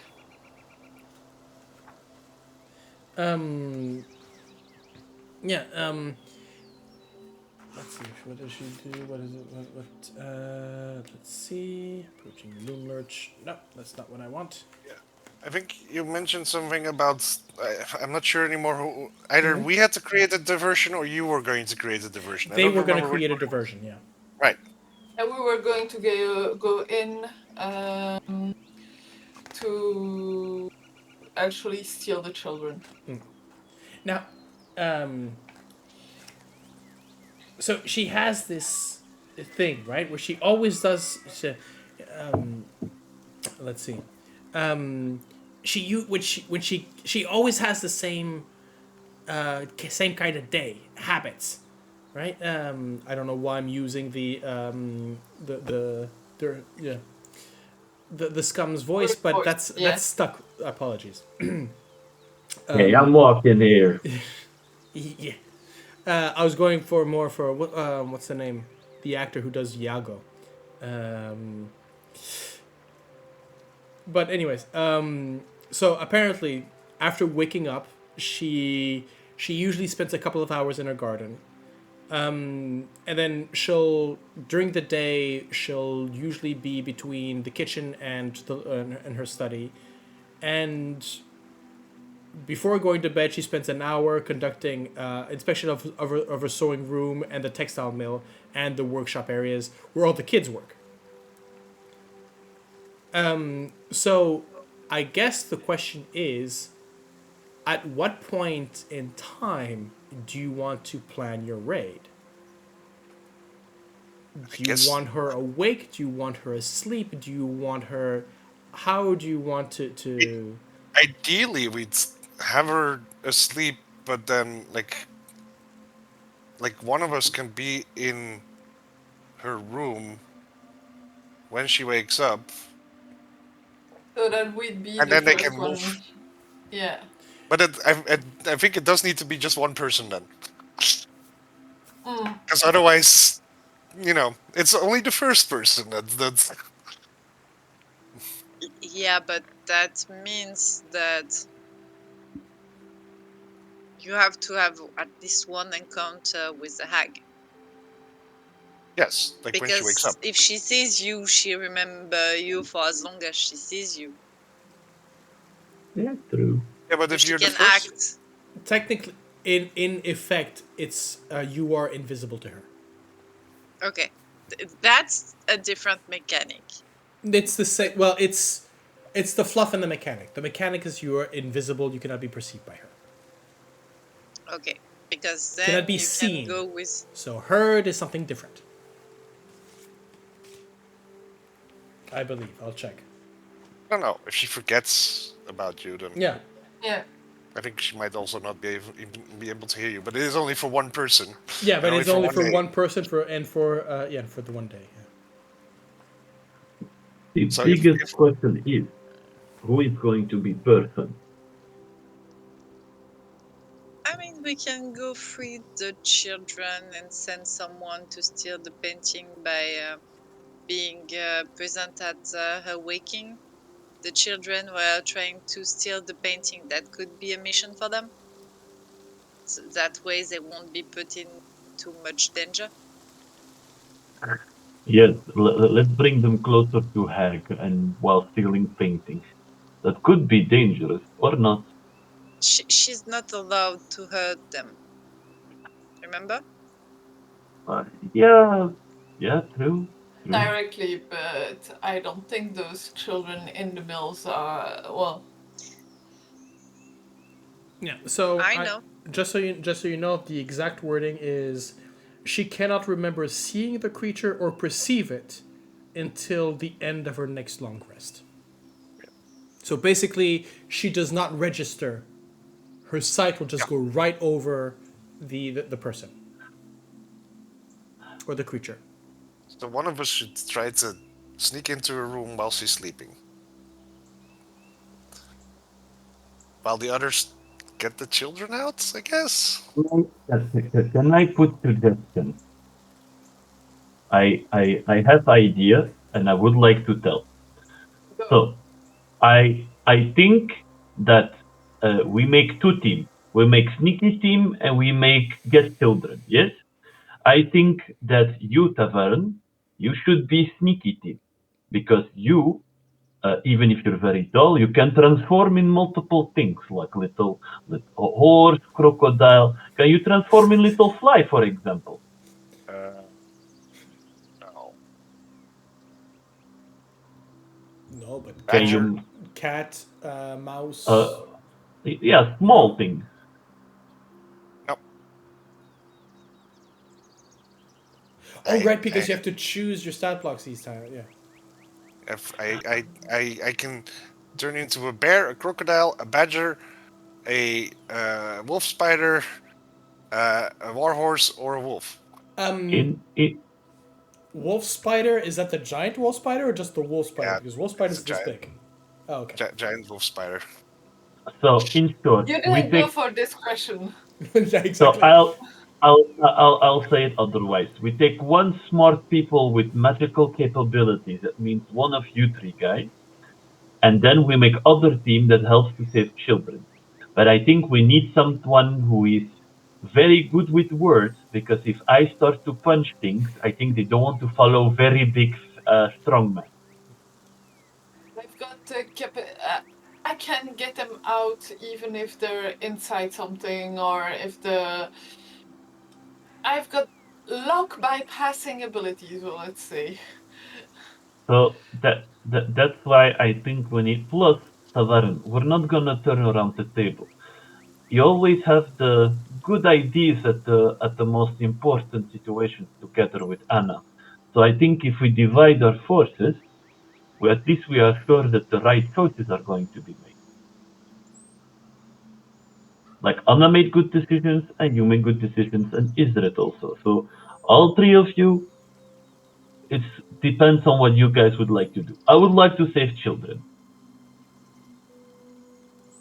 I'll Question. be on the saving team I- also. If we have time to have a long rest, then I can change one of my shapes. Instead of a bear, be more like a cat or something. I've got one more And question. you need to sleep for that. Yeah. Do we know how many children we're going to save? That is a very good question. We're not like, oops, we forgot someone. We need to go back now. There are 11 children. Okay.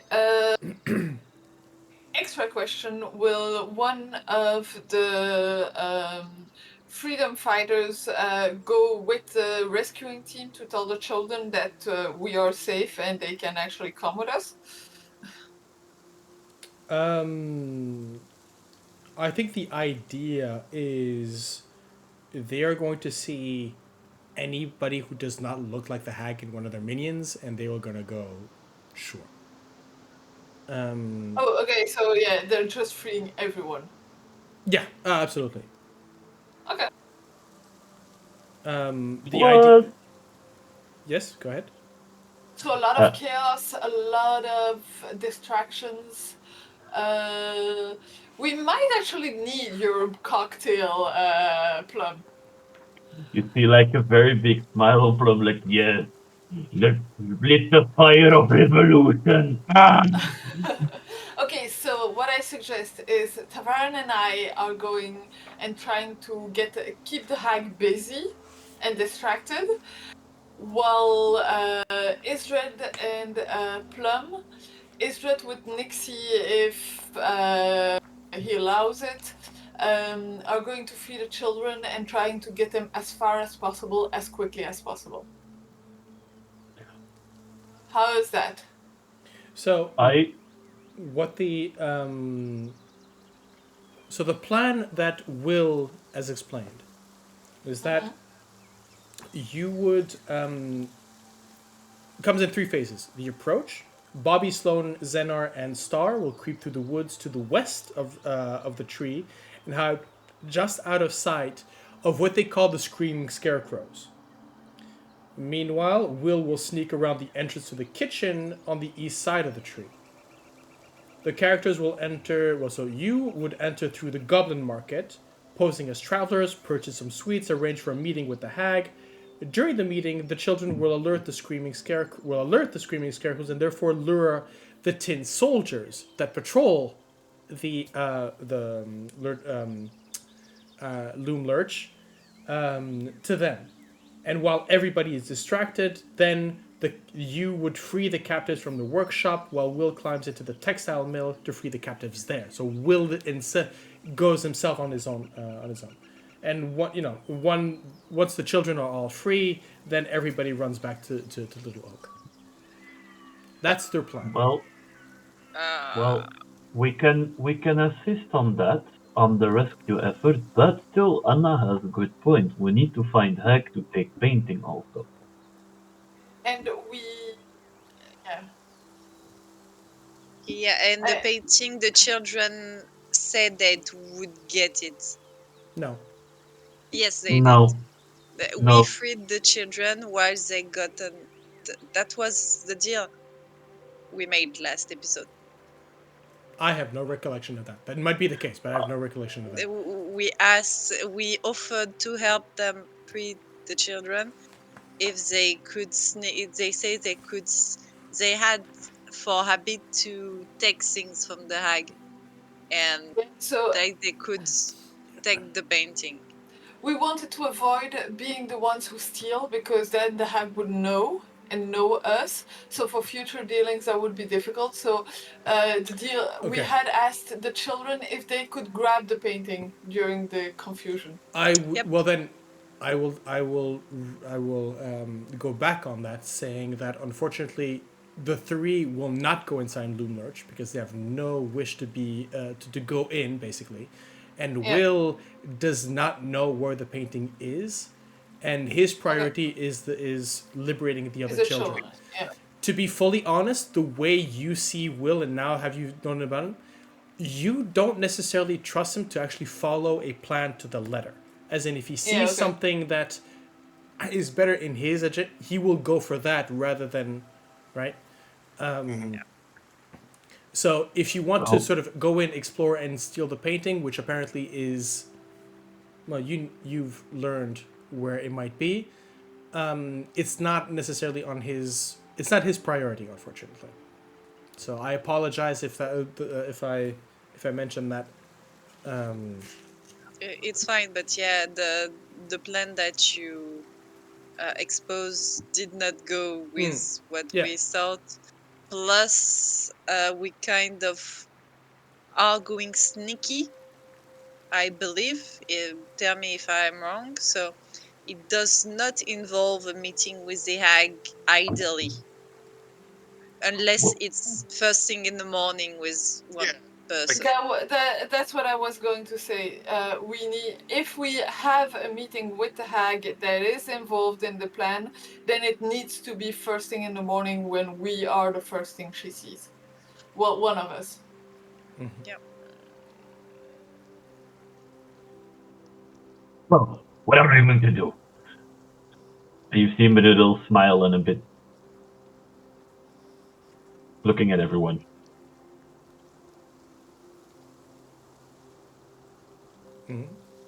Well, I'll follow you guys. Stealth is important. So, stealth is important.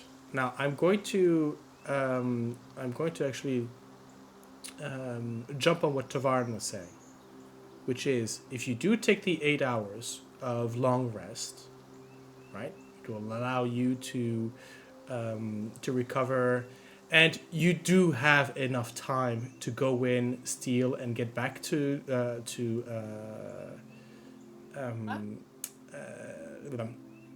Bavlorna. So that's not necessarily an issue. It's just if you decide to take another long rest or whatnot, that's going to be a bit more difficult. But you have the time for a long rest.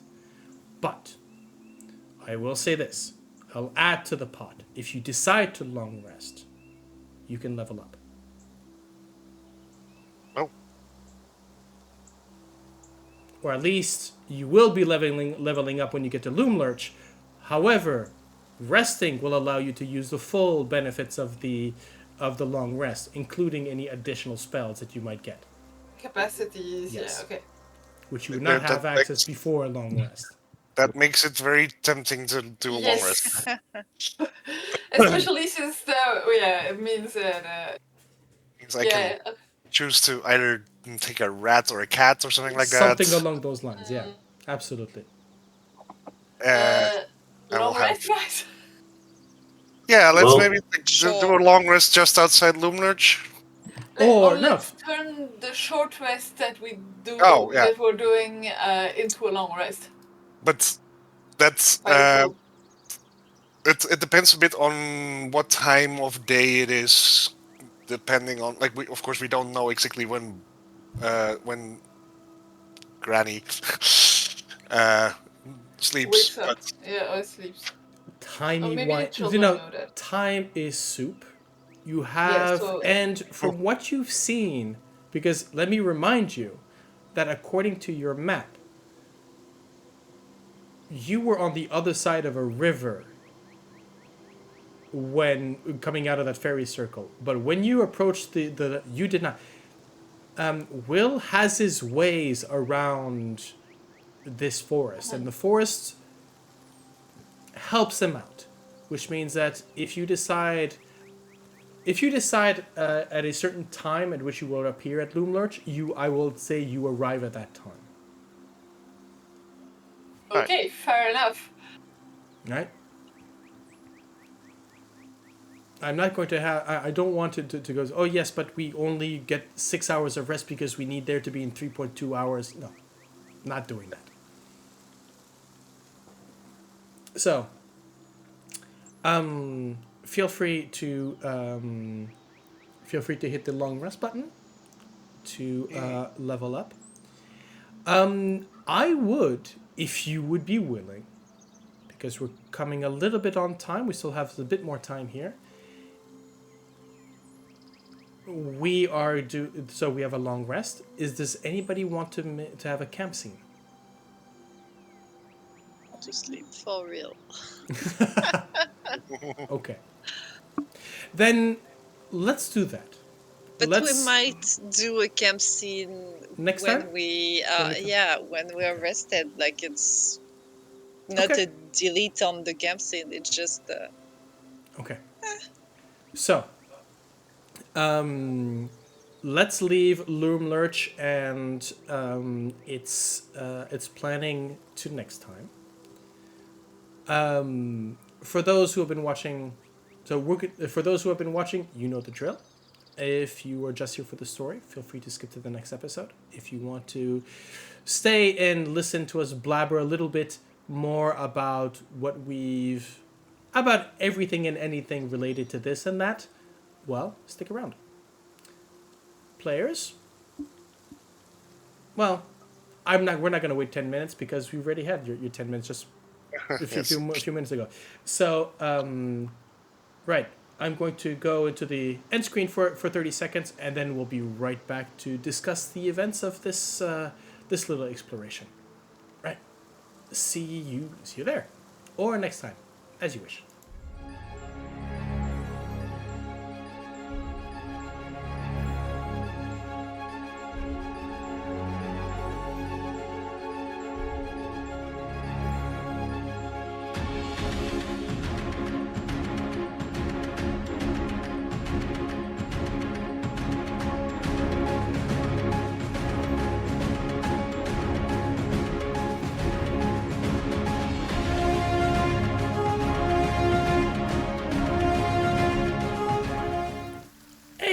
And we're back. So, folks, we're back. Hey. Yep. So, bit of a longer session, at least without the middle break and everything. So, how are we feeling? I mean, level up. Getting back into the character a little bit. Yeah. It's been a long time since we leveled up, so fun. Has it been that? Well, it's been long. It's been long for us as players. In time for us, not in episodes. Yeah. Yes. Go ahead. I get Mighty Summoner. Oh boy, what does that do? All my summons get 2 more hit points than normal. Okay. And their attacks count as magical attacks. I'm gonna regret that. I summon 19 magical crows. What? It's 8 maximum. Like, Still. Yeah. I multi-class, Interesting. Okay. and I even multi-class into level 1 fighter. Wow. Okay. And Nice. one of my fighting styles is blind fighting, and if you ask why, I can give you an in-game reason for that. Sure. Give us Whenever well, I got the shit beaten out by goblins in the goblin wrestling part. That when they were trying to blindfold me, because like I can be all blindfolded, and after the Ixiom time getting my shit beaten out, well, I learned to feel when they were around me. Okay. Interesting. So that's So, what yeah. blind sight 10 feet, right? Yes. 10 feet, yeah. Okay. I think because I get 2 extra invocations, so I think I know what I'm gonna take, but I'm still checking everything out. And so why'd you go fighter? Are you going for a subclass or are you just doing the dip? I am going for a subclass champion. Oh boy. Okay. For I am the champion of the surface. Okay. Interesting. And also because it has improved critical also. On a 19 and 18 you can do a critical hit. Technically, And then that's gonna be towards the very end of the campaign, right? Because the campaign usually goes up to. I know. 27. I know, but like ending being a giant barbarian champion mix, that's a very fun combination where I was like, plus second wind, and I think I can like do more accents. Like, what's the name for the warrior again? Oh, there's I mean, just the fact that yes, you do level 2, you'll get what's it called again? Basically, it gives you oh, you already have second wind, but I you already have third. Action search. Yeah. Third healing. And also level 2, apparently, I can use tactical mind also. Yeah. No, the fighters are fun. Fighters are really fun. So, how about you, Ysdred? What did you level up in? Sorcerer, since I'm not touching my oath until I get what's missing. There. So I can only level up in Sorcerer right now. Are you planning on maybe sort of exchanging, sort of losing a level in Sorcerer and putting in a level of a Paladin, if that happens? I have no idea. Fair enough. It depends greatly on what your what the surprise is. That is very fair. I also realized that when I take a long rest, I can change my spells, and I will prepare a pass without trace. Good. That is very, very good. Yes. Yeah, especially if you are going to go through the house. Yeah, so remember, pass without a trace does not mean you're invisible. Oh, right? I know. No. Trust me, I know. I've had players at one of my tables go like, "Well, we just march past the guards." I'm like, "No, they are guarding the door. They're not going to just." So they let the door open. That's it was what like happened. it was like, well, I mean, you can roll, but like they're not like Yeah, but can't we just do a group stealth? I'm like, no, they you every need somewhere person to that walks hide. past them- You need somewhere to hide. Exactly. But can we take a shrubbery? I believe that they have part of the guard training is on noticing weird cardboard boxes going alongside the floor. And I will have to have a look at which animal form I take instead of bear, I guess. Something small, like a cat or a rat, but I think cat gets higher stealth. So Cats get something. I think they have dark vision now. okay, I'll have a look. But anyways, what did you think of the unicorn? What did you think about that whole thing? Good. It was- interesting, and now we have a hornless unicorn to find, and we'll have to. And a horn. And a horn. Yeah. Find a horn. For me, in my head, I had like, okay, put it on the quest list. New quest unlocked. Find the horn of the hornless unicorn. Quest unlocked, the League of Malevolence. You're like, okay, put it on the list. Next. But yeah, it's really fun. Yeah, it's one of those encounters you're going, yes. So, everything you have to say is very important to us, but it's got nothing to do with what we're trying to do now. Though I guess you did get the information with regards to, you had a reminder of what Skabatha's weakness is. Yeah, because we knew it already. Yeah. But it's good to have some reminders here and there because goddamn, what a long adventure. I mean, you get it's funny to see how many people know these weaknesses, right? As in, you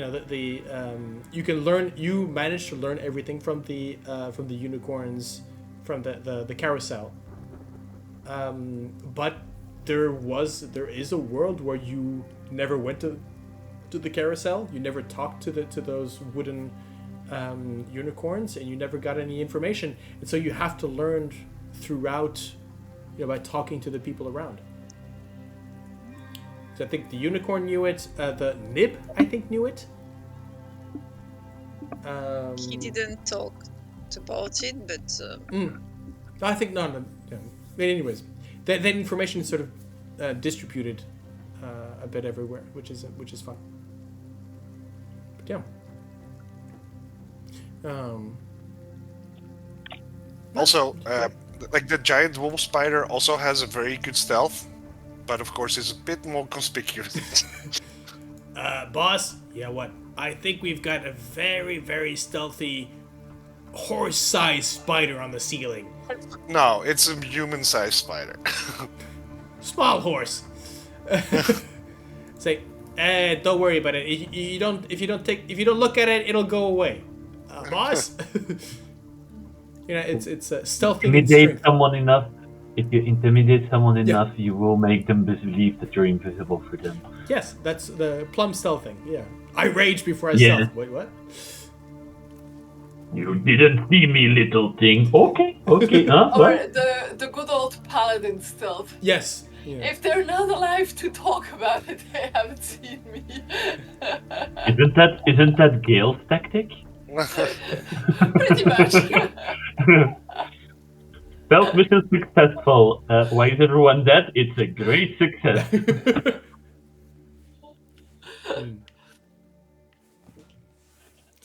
Okay. Right. I'm still.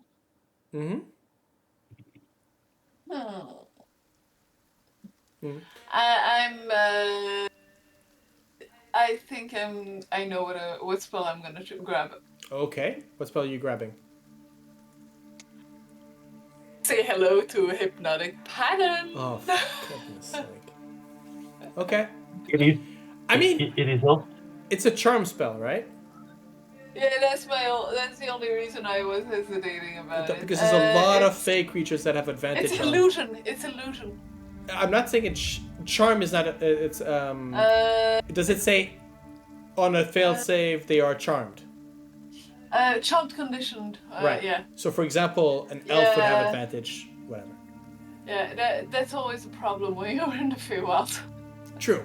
It's also very weird to have a team of spellcasters and you're like the literally tank. You're like, I'm going to try to run to them. I'm going to try to run around because the little dwarf got thrown into the water. I suddenly see 9 wolves summoned in front of the dwarf to say, my are strong. What the fuck?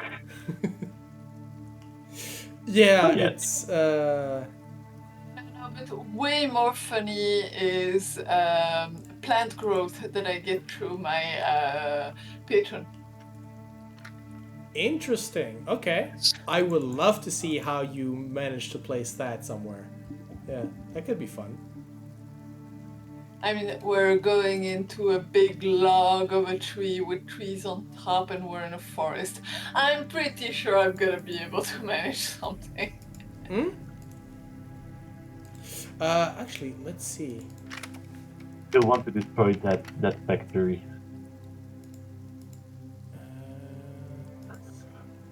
With my time in the Temple of Calm would help with that. Sorry? I was thinking out loudly. Would the time in the Temple of Calm would help me to sabotage a factory? I mean, stealing the workers is definitely going to be a way to sabotage the factory. Yes, but that's not the Plum way. I want to burn everything down. Hey, I've been showing a lot of restraint, but there's a moment I'm going to be like, I've been Fair pretty enough. nice. I didn't kill anyone yet.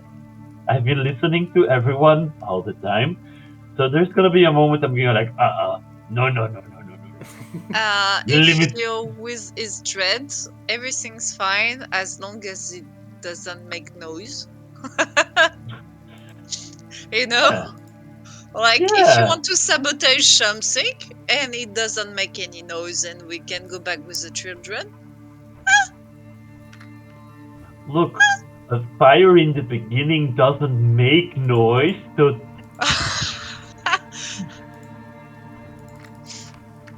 potato. It's a point of view, you know. It's just burning the fires of revolution for the children, you know. I mean, The I'm not fires against of revolution. but maybe I'll use message before you'll send the fire, just so we know What? that the others are outside. What?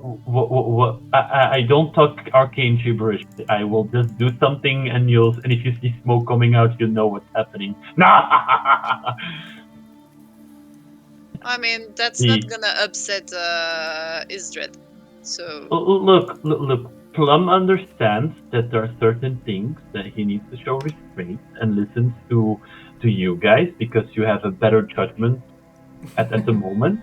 But at certain moments, he's gonna be like, no, I'm gonna punish this person and I'm going to kill him for this and this reason, and there will not be discussion. But for the moment, he listens to you guys. what you mean? Ysdred is half the time as pissed as you are. She doesn't kill, but she as pissed as you. She's the one that goes grabby and punchy. Yeah, but just again, I'm showing restraint. Restraint. Even though Anna suggested murder tonight, that's something. I didn't expect that. Look, if you spent enough time with Heinrich and your character, with all due respect, there's a moment some things to rub off, you know. Even Cersei's like, look, it's not killing, it's just removing the threat, you know. At some point, Anna flipped from her father and her brother to her mother. Look, it's not killing. Tactic-wise. It's just Maybe removing there was the a bit of competition. Sorcerer also. Survival by Sorcerer. Little top bubble of a throw somewhere in a dungeon somewhere that got killed. Look, it's a slippery slope. I've seen it, and so many tables were going, look, we have all these tools for violence. What do you mean we can't use them to interrogate somebody we don't like? Yeah. It's just and the thing is, the thing is, Ysdred, technically you still had a command spell. You could have said talk. Yeah, I'm not yet really familiar with the command spell. It's the first time I have it. I agree, but what I'm saying is that technically you could have. There's when Imline came by, I sort of showed her. There's there's basically a few. Almost every NPC has sort of rules and tricks and what sort of to be taught. And here it's specifically said that. He doesn't divulge any information. First, well, he's got a lot of information. He's got a Yeah, lot of but he information. He's got information that you divulge it did not unless get. you give him a lot of money. Huh? He doesn't divulge it unless you give him a lot of money. So there is that, but for example, it says, and I quote here.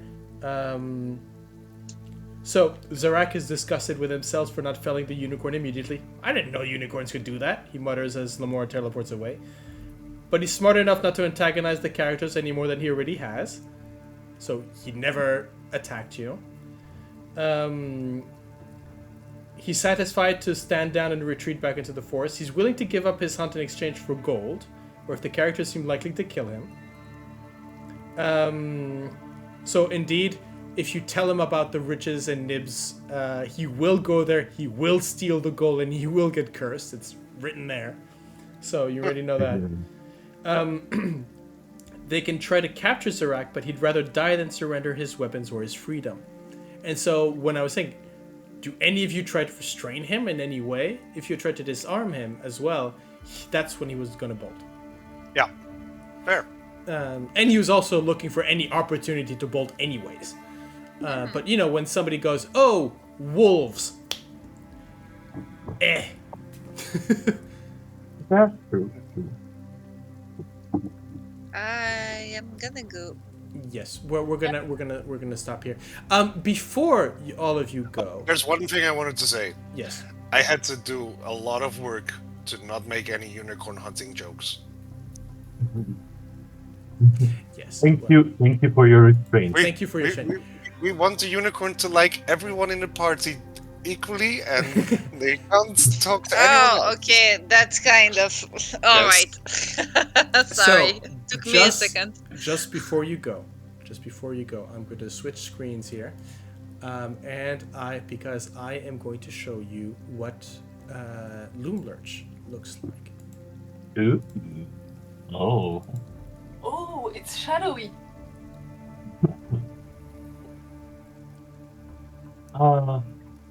It's got little lights. Yes, Aww. this is James RPG art animation. He does incredible work. He's redone all of his collection for Strahd recently and added music and that kind of thing. There was a whole Kickstarter. It's pretty amazing. Yeah. You'll see. Could have been cute. By the way, if for those watching, the backgrounds, if you've seen all the animated backgrounds that I use, they're from him.